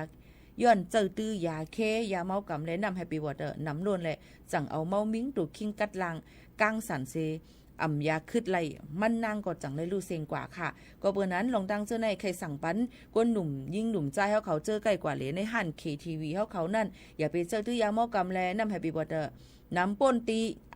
นั่นก็รู้เจอน่ะลีเปิ้นนั่นขนาดเนาะก็เปิ้นนั้นแหละหรือเส้นนั้นมานั่นเนี่ยก็เมื่อวันที่21เดือน6ป่นมานั่นก็ยังมีนางยิ่งอ่อนก้นเวียงเมืองปั่นจือห้องนางถ้วยคำอายุตึกไหล16ปีก้วยนั่นก็กว่าเลยแสงหัน KTV จอมใต้ก็เสมันนางก็เลยกินยาเมากำเปียวมนแฮปปี้วอเตอร์เจอนั่นเสนำล้นแหละจังไรตายลืมในหันตีปอกลอยน้อยเวียงเมืองปั่นเสเผื่อเอามาถึงเฮิรนก็ยดยาอำไรเลยจังไรลูกตายกว่าย้อนเปิ้นนั่นแหละอันเฮาคาหูขาวนี่ยังตึกว่าลีดอีหลูตกใจตื่นผ่านแล้วอันอ่ำหูเจ้านั่นเลยสังจอมแลนดินเมืองไทยเมืองลาวจอมตาขี้เล็กนำลายนั่นค่ะอยู่ตายย้อนลองยาเมากำแฮปปี้วอเตอร์ยาเคยาอีจำเจ้าไหนเมืองเกียงใหม่ก็มีนำเน่นค่ะนะก็เป็นนั้นเลยฟังอยู่ฟังกินกันเนี่ยค่ะกอกน้ำไผ่กอกน้ำมันค่ะเนาะเพราะกว่าเขาห้องน้ำก็เอากว่าจอมค่ะในพี่น้องเขาก็อย่าไปเอาว่างไว้กูเป็นนาลีมาใส่ปันนั่นค่ะเนาะก็เป็นนั้นแหละยังพองแต่เหลวนั่นป้อมีแห้งกำขำดีมันก็ลีป้อมมีแห้งกำขำไล่ในก็เตจังถึงอสักใส่ใจเฮาคาไล่ในนั่นค่ะลีกูเด็ดๆมันก็กว่าอยู่ในนั่นเป็น3-4 วัน3 วัน4ขึ้นออกมาอ่ำรับอ่ำนอนฮี่ว่ามันจะยาเมากำขนาดเป็นยาเมากำเขาก็กะว่าเขาค่ะหลุเลยไว้ฟังกันนั่นค่ะเนาะพอแม่พี่น้องเขาค่ะ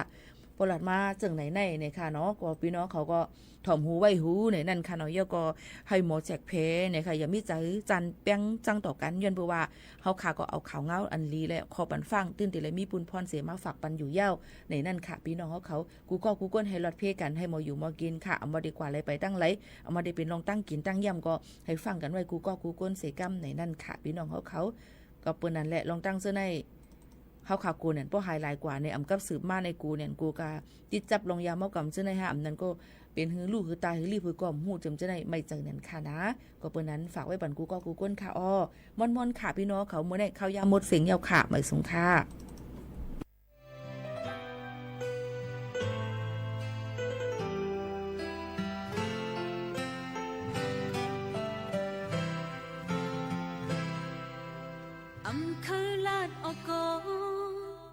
ตีไล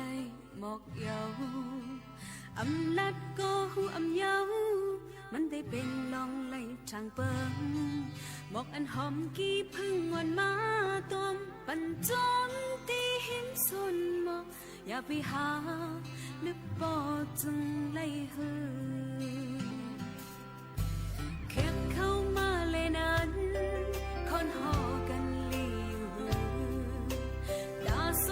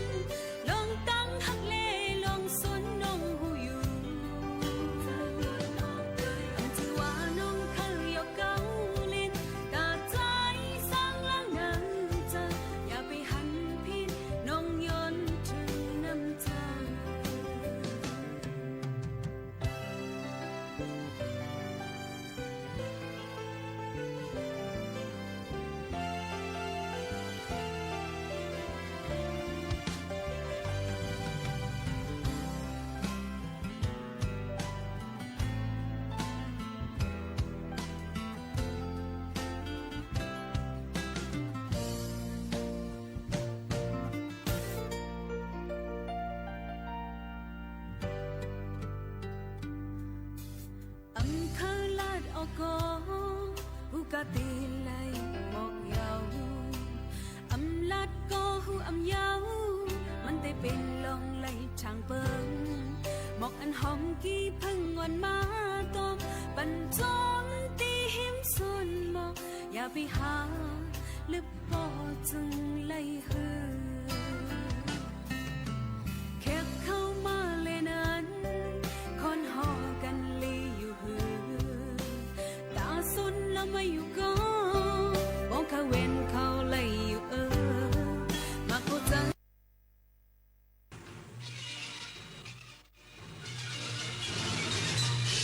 สถานีวิทยุกระจายเสียงแห่งประเทศไทยและเครือข่ายทั่วประเทศเสนอข่าวต้นชั่วโมง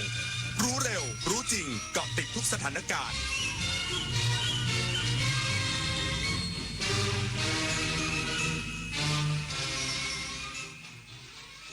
รับฟังข่าวต้นชั่วโมง 23 นาฬิกากับยุทธพรบานเย็นครับ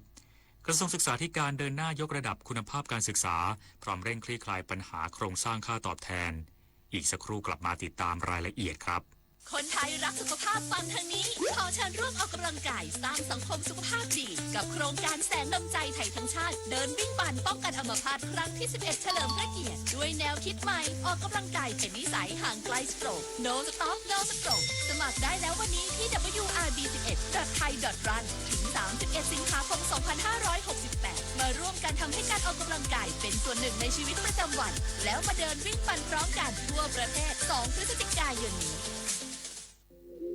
อาชญากรรมออนไลน์ความท้าทายและโจทย์ใหญ่ของประชาคมอาเซียนที่ต้องผนึกกำลังกันรับมือภัยไซเบอร์ในภูมิภาคผ่านกรอบความร่วมมือสู่รถแมพ 4P Preventing ป้องกันการแทรกซึมขององค์กรอาชญากรรม Pursuing นำคนผิดเข้าสู่กระบวนการยุติธรรม Protecting ปกป้องเหยื่อและกลุ่มเปราะบาง Promoting เสริมพลังความร่วมมือทุกระดับร่วมสร้างภูมิภาคที่ปลอดภัยไร้พรมแดนและเข้มแข็งไปด้วยกัน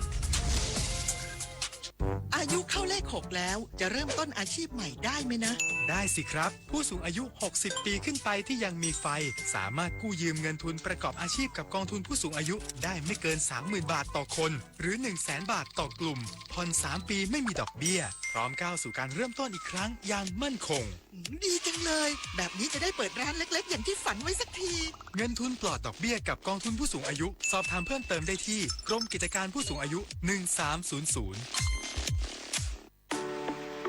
เยาวชนคือพลังสำคัญในการขับเคลื่อนอาเซียนไปข้างหน้าประเทศไทยพร้อมสนับสนุนเครือข่ายเยาวชนอาเซียนให้แข็งแรงเป็นมิตรและรวมพลังด้วยการสนับสนุนเครื่องมือดิจิทัลและพื้นที่ให้เยาวชนได้แสดงออกลงทุนในโครงการพัฒนาเยาวชนสนับสนุนความร่วมมือข้ามพรมแดนและส่งเสริมการเข้าถึงการ